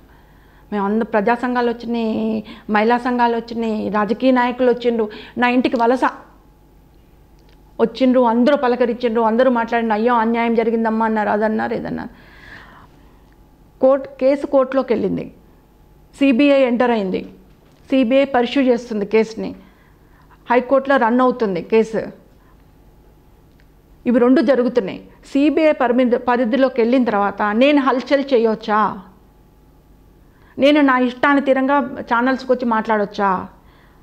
ఒక చట్టానికి పరిధి ఉంటుంది. కోర్టు పరిధిలో ఉన్న కేసు పైన నేను మాట్లాడొచ్చా? అంటే సిద్ధార్థ రెడ్డి వాళ్ళ ఫ్యామిలీ నుంచి మీకు ఎటువంటి ఆర్థిక సాయం అనేది అందలేదు, వాళ్ళు ఎవరు మిమ్మల్ని కలవలేదు. ఒక సిద్ధార్థ రెడ్డి తోటి మాట్లాడినంత తప్పితే దైవ సాక్షిగా నేను ఇంకెవరితో మాట్లాడలేదు. ఒకటి వాళ్ళ ఫ్యామిలీతోటి కానీ వాళ్ళ ఫ్యామిలీకి సంబంధించిన తాలూకు మనుషులతోటి కానీ ఈ రోజు వరకు కూడా నేను ఎవరితో మాట్లాడలేదు. సిద్ధార్థ రెడ్డి వాళ్ళ చెల్లెకును ప్రత్యూష కూడా కొంత ఫ్రెండ్షిప్ ఉందని తెలిసింది మాకు. అది న్యాచురల్గా ఉంటుందండి. ఒక అన్నతో ఉన్నప్పుడు, అన్నతో ప్రేమలో ఉన్నప్పుడు వాళ్ళ రెస్టారెంట్కి పోయి కలిసి తిన్నారేమో, కలుసుకున్నారేమో. నా ఇంటికి అమ్మాయి ఎప్పుడు రాలేదు, మీ ఇంటికి అమ్మాయి ఎప్పుడు రాలేదు. సిద్ధార్థ రెడ్డి వచ్చాడు తప్పితే వాళ్ళ ఫ్యామిలీ మెంబర్స్ ఎప్పుడు కూడా నా ఇంటికి రాలేదు. నేను వాళ్ళని చూడకూడదు, అసలు వాళ్ళ చెల్లె ఎట్లుంటుందో నాకు తెలియదు. హైకోర్టులో వాళ్ళ ఫాదర్ పక్కన వాళ్ళు ఎవరో మేనమామంట, మా అడ్వకేట్ చెప్తే చూసినాను, ఆయన ఫాదర్ అమ్మ ఆయన మేనమామ అని చెప్తే చూసిన.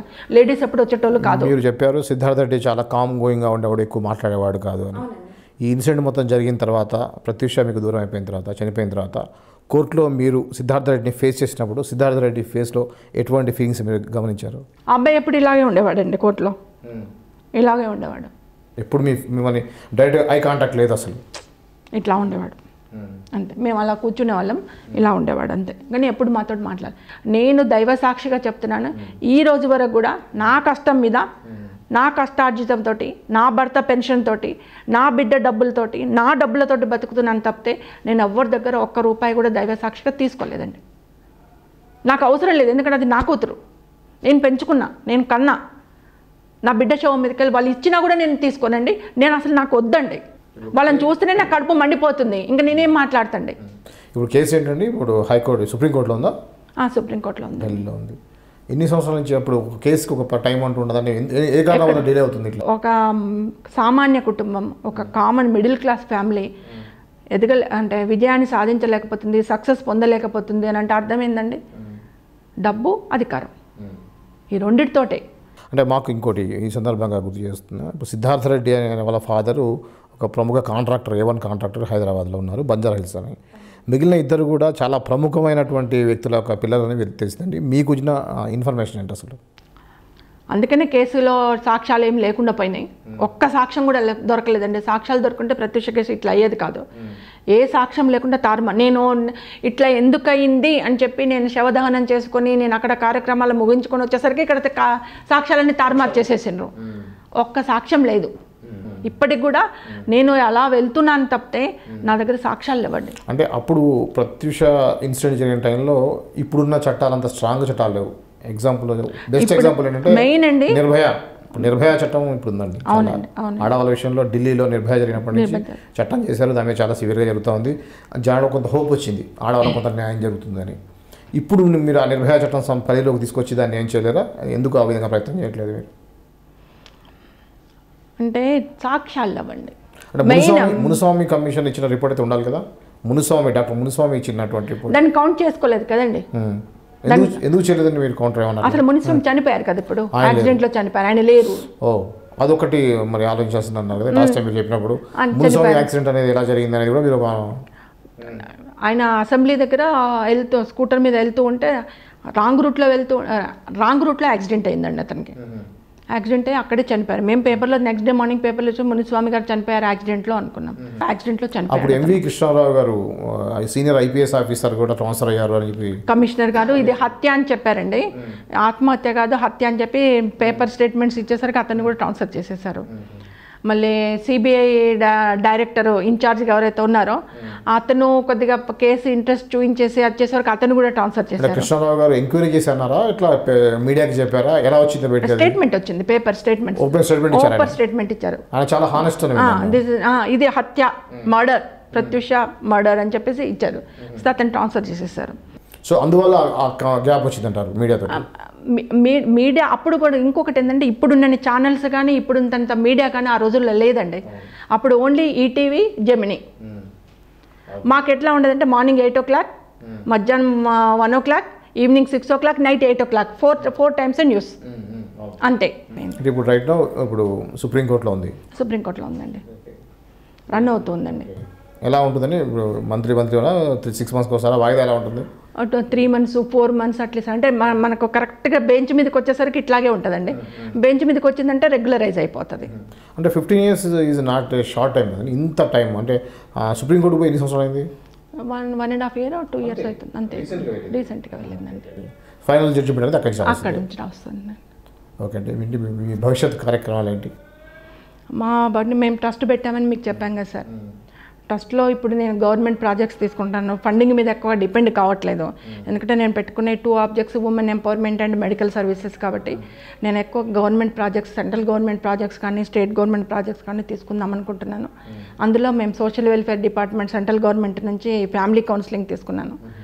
సెంటర్ బాగా నడిపిస్తున్నాము, ఫ్యామిలీ కౌన్సిలింగ్ సెంటర్ బాగా నడిపిస్తున్నాము. ఇప్పుడు కూడా ఖాదీ వాళ్ళ దగ్గర నుంచి గార్మెంట్స్ ఇండస్ట్రీకి కూడా అప్లై చేసుకున్నాము. ఆ ఇష్యూ అప్లై చేశాను. ఇలా రకరకాల ప్రాజెక్ట్స్ మెయిన్ గర్ల్స్కి. ఇప్పుడు నేను ఆయుష్ ప్రాజెక్ట్ అప్లై చేసిన, గర్ల్స్ ఎనిమియాకి అప్లై చేసిన. అంటే గర్ల్స్ హై స్కూల్స్లో up to high school level and intermediate level గర్ల్స్కి ఎనిమియా ఉండకూడదు. ఎనిమియా ఉంటే ఫ్యూచర్లో మ్యారేజ్లో కానీ, మ్యారేజ్ అయిన తర్వాత డెలివరీలో కానీ ఇంకా అదర్ డిసీజెస్ వస్తాయి, డెలివరీ ప్రాబ్లం అవుతుంది. కాబట్టి బ్లడ్ సఫిషియెంట్ ఉండాలి, దీనికి కావాల్సిన మెడిసిన్స్ యూజ్ చేయాలని చెప్పేసి నేను ఎనిమియా ప్రాజెక్ట్కి అప్లై చేశాను. ఓకే. మీరు ఇప్పుడు సమాజంలో మీ కేసు విషయాన్ని తీసుకొస్తే సమాజంలో ఉన్నటువంటి రసుకులు కానివ్వండి, యువత రాంగ్ వేలో వెళ్ళటం కానీ, మీ యొక్క ఫ్యామిలీ, మీ యొక్క కుటుంబంలో ఒక శాపంలాగా అనుకోవచ్చు. సో సొసైటీ పరంగా మీరు సఫర్ అవుతున్నారు. మీరు గవర్నమెంట్ మీకు ఎటువంటి సపోర్ట్ ఇస్తుంది, ఎటువంటి సపోర్ట్ మీరు ఎక్స్పెక్ట్ చేస్తున్నారు గవర్నమెంట్ నుంచి? మరి తెలంగాణలో ఉన్న ఒకే ఒక అమ్మాయి ఆర్టిస్ట్ ప్రత్యూష, తెలంగాణ నుంచి వచ్చింది, వెలిగింది, పోయింది. మరి వాళ్ళు ఏమన్నా ఇంతవరకు అయితే ప్రత్యూషను గుర్తుకైతే చేసుకోలేదు, వాళ్ళకు గుర్తు రాలేదు. ఒక అమ్మాయి ఉంది, వాళ్ళ ఫ్యామిలీ ఉంది, వాళ్ళు బాగా సఫర్ అయి ఉన్నారు. వాళ్ళకి ఏదైనా చేద్దామని చెప్పేసి ఎంతోమంది కళాకారులను పిలిపిస్తున్నారు. సీఎం గారు ఎంతోమందికి సాయం చేస్తున్నారు, తనకు చేతనైనంతలో సాయం చేస్తున్నారు కళాకారులు నిలబడి. మనందరూ ప్రత్యూష కూడా ఒక కళాకారిణి, తెలంగాణలో స్పెషల్లీ తెలంగాణ కళాకారిణి. కాబట్టి తప్పకుండా మేము ఆశిస్తాం సాయం చేయాలి. ఎందుకంటే మాకు సాయం చేసిన వ్యక్తే, మాకు సాయం చేసిన నాయకుడే ఈరోజు ముఖ్యమంత్రి అయ్యాడు. కాబట్టి తప్పకుండా మా ఫ్యామిలీ ఎక్స్పెక్ట్ చేస్తుంది. మరి అది సార్ గారి మనసులో కలగాలి, ఎవరైనా ఆయన వరకు తీసుకెళ్ళాలి. తీసుకెళ్తే సాయం చేస్తే తప్పకుండా సాయం అందుకుంటామండి. అది నా ఫ్యామిలీకి చేయకపోయినా నేను కలలు కన్నా ప్రత్యూష ట్రస్ట్కి చేసినా చాలు, ప్రత్యూష ట్రస్ట్ డెవలప్ అయినా చాలు, నాకు చేయాలనే కోరుకుంటున్నామండి. ఓకే అండి, థ్యాంక్స్ అండి. మీరు ఇటువంటి ఆయురారోగ్యంతో హ్యాపీగా ఉండాలని, మీ యొక్క జరిగినటువంటి అన్యాయాన్ని, మర్చిపోలేనటువంటి అన్యాయం జరిగిందనుకోండి మీకు, సో దాన్ని గురించి మీ సఫర్ కాకుండా మీ యొక్క ముందు జీవితం బాగుండాలని కోరుకుంటున్నాం. నమస్తే అండి. నమస్తే. మీరు కూడా మీ వెబ్సైట్ కూడా ఇంకా 6 పూలు 3 కాయలుగా అభివృద్ధి చెందాలి. మీరు మంచి వెబ్సైట్గా పేరు తెచ్చుకోవాలని చెప్పేసి మీకు కూడా నమస్కారాలు తెలియజేస్తానండి.